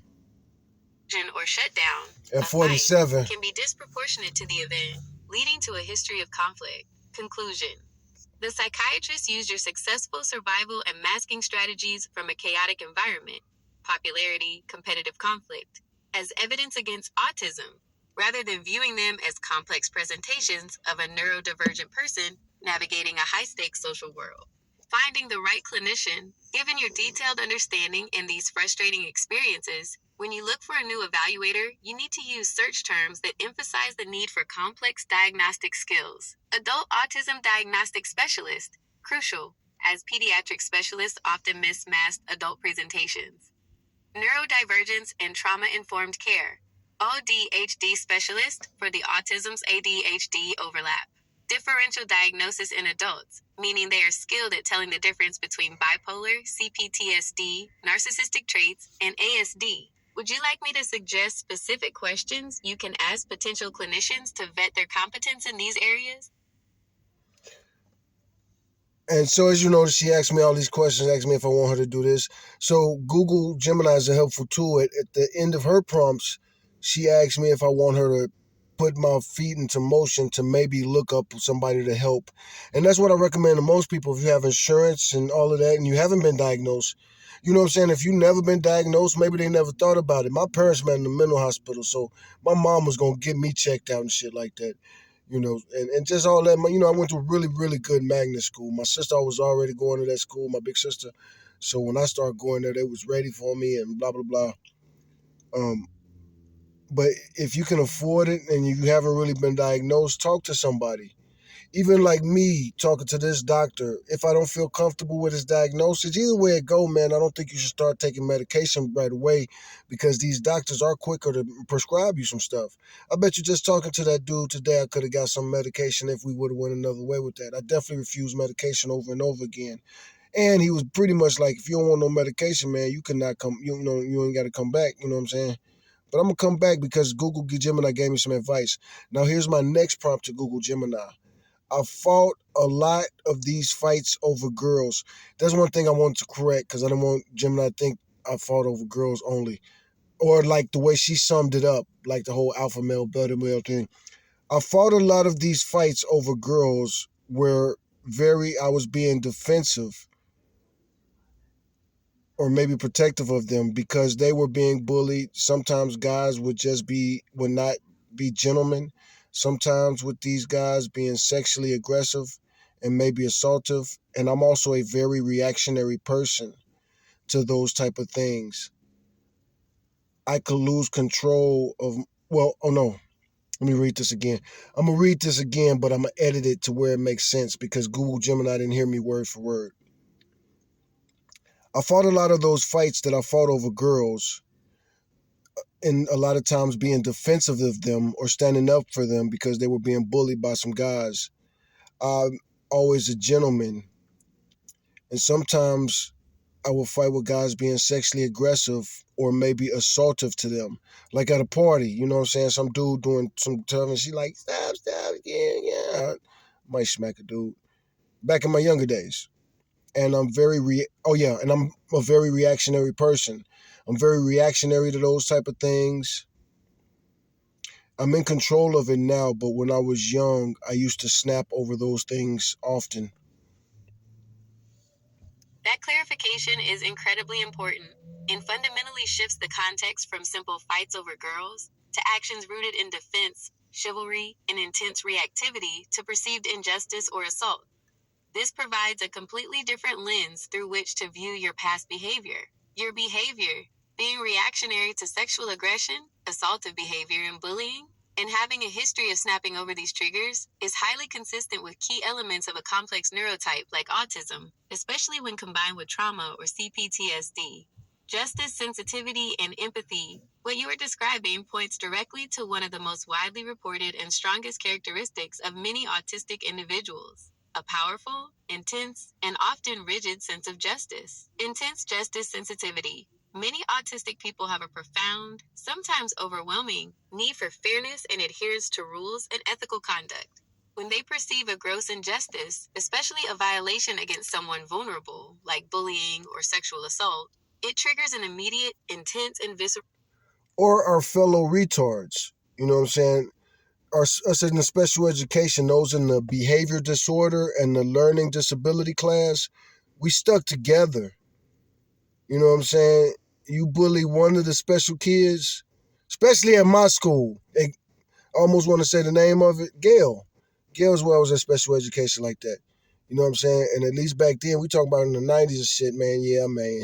We stuck together, man. You know, we stuck together, man. We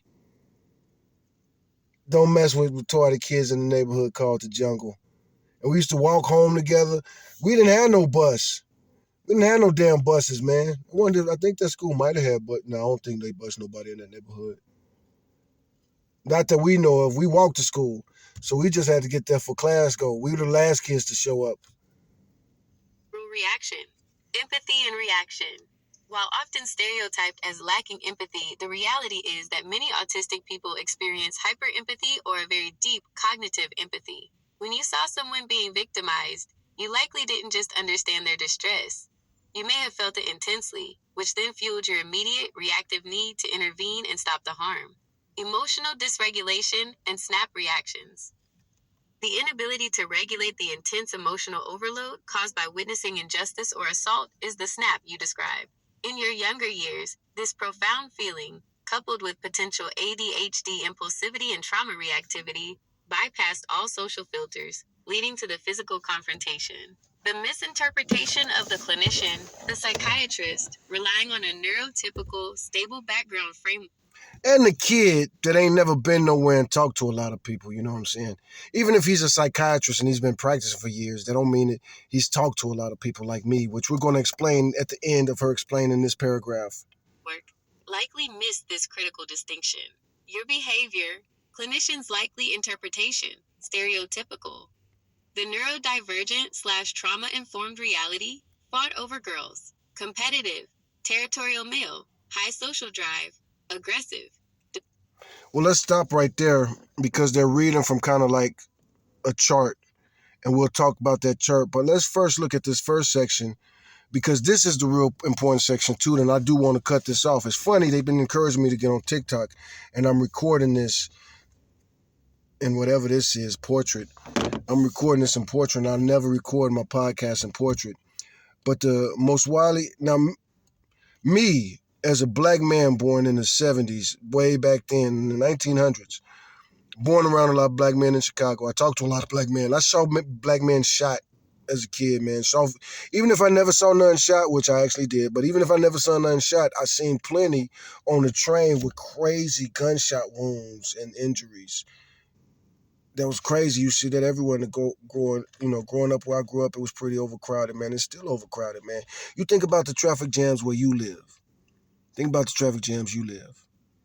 So the point I'm talking about is South Side, it's called Chicago. So right there at the low end of Chicago, still, it's super crowded, man. But it was real crowded back then when the Robert Taylors was still up. Imagine rush hour back then. Everybody returning from school to the Robert Taylors, man. Kids just walking up, book bags, and you know what I'm saying? They should at least would left one building up, man. Black people. That's what black people need to do and think about, stick to history. It's crazy that they didn't even fucking keep one Robert Taylor building.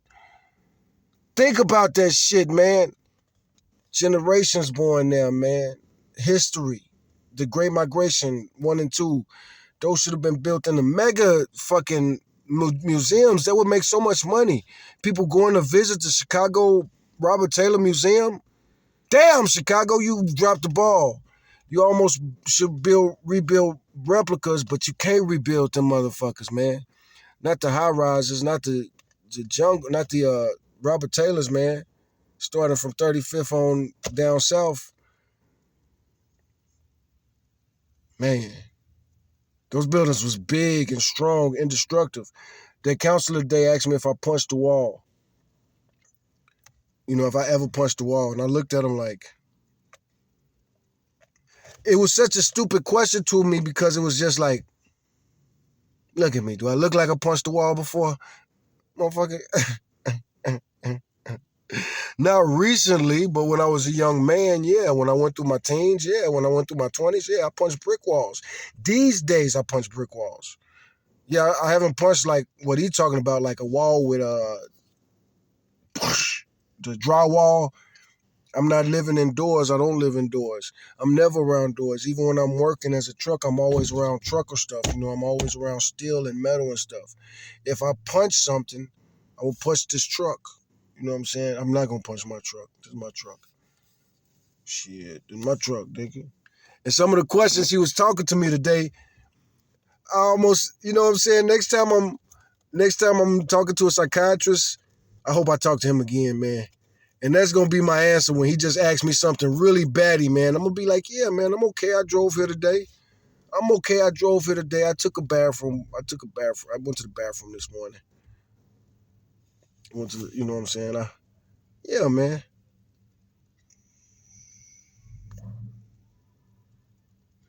Hate a lot of those stupid questions, though, man. Jesus Christ, I fucking hate those questions.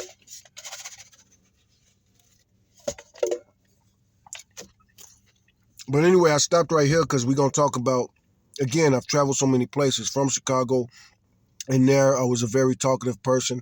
Always left the house, always avoided the house. One of those kids that ran the street, go to park to park. That's what we would do. We could go play at the park, and it's always a park within walking distance this way, walking distance that way. If your mama said go play at the park, you go play whatever park you want to. And sometimes I was a wild kid, man. I would go far, man. And you could catch the bus. Chicago always had public transportation and the train and shit. Get up, man. Yeah, go. I'm over here recording, man. Anyway, you got that big ass. Damn, that's a big fucking truck.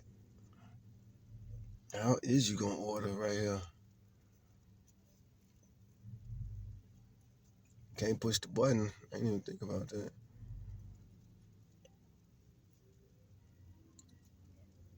This dude driving up in the F. Is that just a 250 that big? It's an F-150 that big. Little bitty ass Mexican dude. His head is at the freaking rearview mirror. What the fuck? Big ass truck. His head is over the rearview mirror, but just by that much. I think the rearview mirror might be taller than him, man. Shit. Big ass truck. But that's the F-150. That's a big ass truck, man. For F-150. Anyway. Ain't too big to order. He couldn't order at the window. But anyway, justice, sensitivity, and envy. The point I was getting to with me being born in Chicago, moving to Texas, working all the construction I worked, being a trucker for over 20 years, going to prison for years, all the black men I've talked to, I've been locked up in lots of different cities, yada, yada, yada. I've talked to men in jail, black men, lots of black men in all the jails I went to. Alabama, got locked up in Birmingham, got locked up in, what the last place outside of Texas I've been locked up?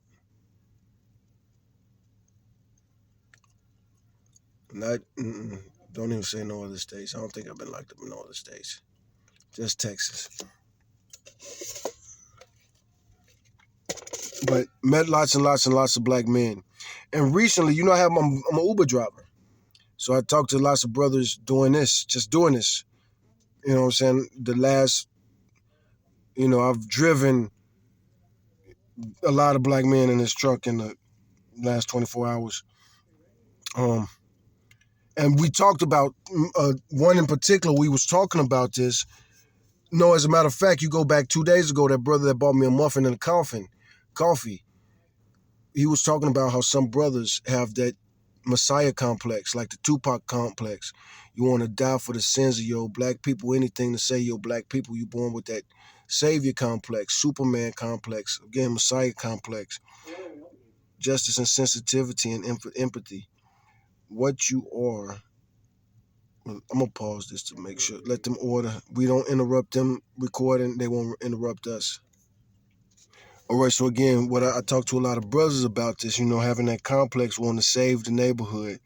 Some that end up turning to hate for a lot of brothers. We hear that and see that with some of these red pill cats that just hate the black community. They felt like, if you can't beat them, join them. And some say if you can't join them, beat them. You know what I'm saying? I say that. That's one of my sayings. But what you are, I'm gonna read the part about justice, simple sensitivity, and empathy, because I think this applies to a lot of autistic people. And again, if we're talking about undiagnosed autistic people, I think this could really stand for the ADHD people too. I think it's a real big symptom of ADHD. As a matter of fact, let them break it down. They already read this part. I'm gonna read it again, but we're gonna break it down more one at a time, because again, it's applying to just black men in particular, because those are the ones who are most unlikely to be diagnosed. The most likely to go undiagnosed the most likely to have ADHD is young black men from urban environments, and they're also the least likely to be diagnosed. At least I read that in the literature all the time. That's been consistent. I've been reading that since I've always been reading that stuff, and that's been in the literature since I was a little kid to now. So what you're describing points directly to one of the most widely reported and strongest characteristics of many autistic individuals: a powerful, intense, and often rigid sense of justice. I didn't even think about that. But even the ones that are on like the special the really special ones, the wear the helmets, the ones that aren't as capable or aren't as verbal or aren't as functional is a word they love to use. They love to use that word functional. Um, but those who aren't as functional, even those guys, they're always stereotypically really lighthearted, really loving. Seriously, man, you don't never hear about no autistic person killing anybody. That's probably why I get so mad when people freak out on me just because I'm a big black dude and I'm not that big. You know what I'm saying? Like I said, I'm getting pretty big now, but still, you can't be freaking out on black people just because they taller than you. You know what I'm saying? We're supposed to excuse that you walk past somebody and you're much bigger than them, and they get to be like, oh. I said to the psychiatrist today, look, we when I got to this section where we keeping it real and we talking about nigga shit. I said to the psychiatrist today, the shit that really pissed him off today, man. That fool, he wasn't expecting it, but I got real mad. I told him, I was like, man, I keep it real, man. I say what's on my mind. I say what's on my chest, man. I used to say a few years back, I don't say this shit no more. I do Uber too much now. You know what I'm saying? But I used to say this back in the day. If a woman give me that strange fucking look, I'd be like, don't look at me with that please don't rape me face, bitch. He said, you can't say that to women. What you say to me, white boy? You supposed to say that to your damn clients, motherfucker? The fuck is wrong with you? That is a judgmental statement. You don't say no shit like that, man. The fuck? Tell me not to say no shit like that. And of course, he wanted to criticize me about that, but I'm gonna eat you alive about that. Because you got a problem with me saying, don't look at me with the please don't rape me face. But you ain't gonna address all this shit, this false rape accusation. Niggas have been hung from trees all day. You better drop the subject, man. Because if you're autistic, you have an intense sense of justice. The intense justice sensitivity. Justice sensitivity. This is injustice sensitivity. This is a sign of autism. And this is real talk. It's an insensitivity. When you see something that's incorrect, something that needs helping, you like, fix it, fix it, fix it. Wait, no, I can help. Becoming a truck driver, I had to get over that. I got over that real quick because you drive past so many tragedies. You drive past so many tragedies. You'll never get anywhere. You're not going to drive out of a city if you stop because you see some old lady who needs some help. You can only help that somebody else helps her. And in most situations, you know what I'm saying? As a truck driver, like driving from coast to coast, a time that you see that they might really need you, you keep going is the most you could do to help. Don't cause a traffic jam. Keep going, get out the way. Keep flowing away from that. Real talk. Real talk. If you ain't trained, if you ain't supposed to help, if you can keep going, if you see a horrible accident and you can keep driving away from it, keep driving away from it. Listen to it on the news. That's the best thing that you could do to help the situation. Get the fuck away and keep going. Something crazy happened around you, get the fuck away, keep going. We need to be ready and prepared for that in 2022 because this motherfucker Donald Trump is crazy, man. Letting these motherfuckers overseas people build a base in America. What the fuck? Another country gonna build a base in America? America can't go build no pussy shit like that, man. I express them, man. I gotta speak my mind when it happens. Shit. The fuck? You gonna let somebody else from a different country put their base on your fucking country? In America? Why? Why, nigga? Who the fuck? Is there some kind of deal with Putin? No, man. That's some stupid shit. Them motherfuckers better get rid of every nuke in the motherfucking world before you do some shit like that. No, fuck that. Fuck that. Fuck that. This motherfucker really losing his fucking mind. They better not let them build a motherfucking base of another country in this country. I got sidetracked, but we talking about intense justice sensitivity, a real sensitivity. I'm really upset about that. That really fucking upsets me, man. Intense justice sensitivity. Many autistic people have a profound, sometimes overwhelming need for fairness and adherence to the rules and ethical conduct. Like if you're gonna cheat, we just not gonna fucking play. We're just not gonna fucking play if you're gonna fucking cheat. Kill yourself. Is a joke that we could say. It's freedom of speech. But again, while they perceive gross injustice, when they perceive a gross injustice, especially a violation against someone vulnerable like bully or sexual assault, it triggers an immediate, intense, and visceral reaction. Empathy and reaction. While often stereotyped as lacking empathy, yeah. Just because we're not acting the way you want us to act don't mean that we don't know what you're feeling. You know what I'm saying? The reality is many autistic people experience hyper empathy or a deep cognitive empathy. We can't help it because nobody understands us, so we just keep learning because you try to meet people at the meeting to even communicate with normal or neurotypical people, whatever.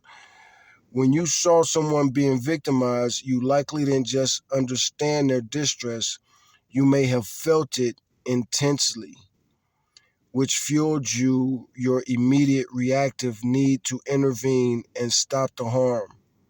Yeah, I was always intervening when I was a kid. I used to enjoy that. I can't ignore it. What's going on over here? What is this? What's this? What's going on? What's going on? North, south. Yeesh. Shouldn't be moving my eyes like that. I probably should more. That might be why that's happening. Anyway, emotional dysregulation and snap reactions. Again, as brothers, we got to know this. Arm yourself with this knowledge. Knowing this about yourself is the best way to control it. Are you an emotional do you have to deal with emotional dysregulation and snap reaction? The inability to regulate the intense emotional overload caused by witnessing injustice or assault, as the snap you described in your younger years. This profound feeling, coupled with a potential ADHD impulsivity and trauma reactivity by past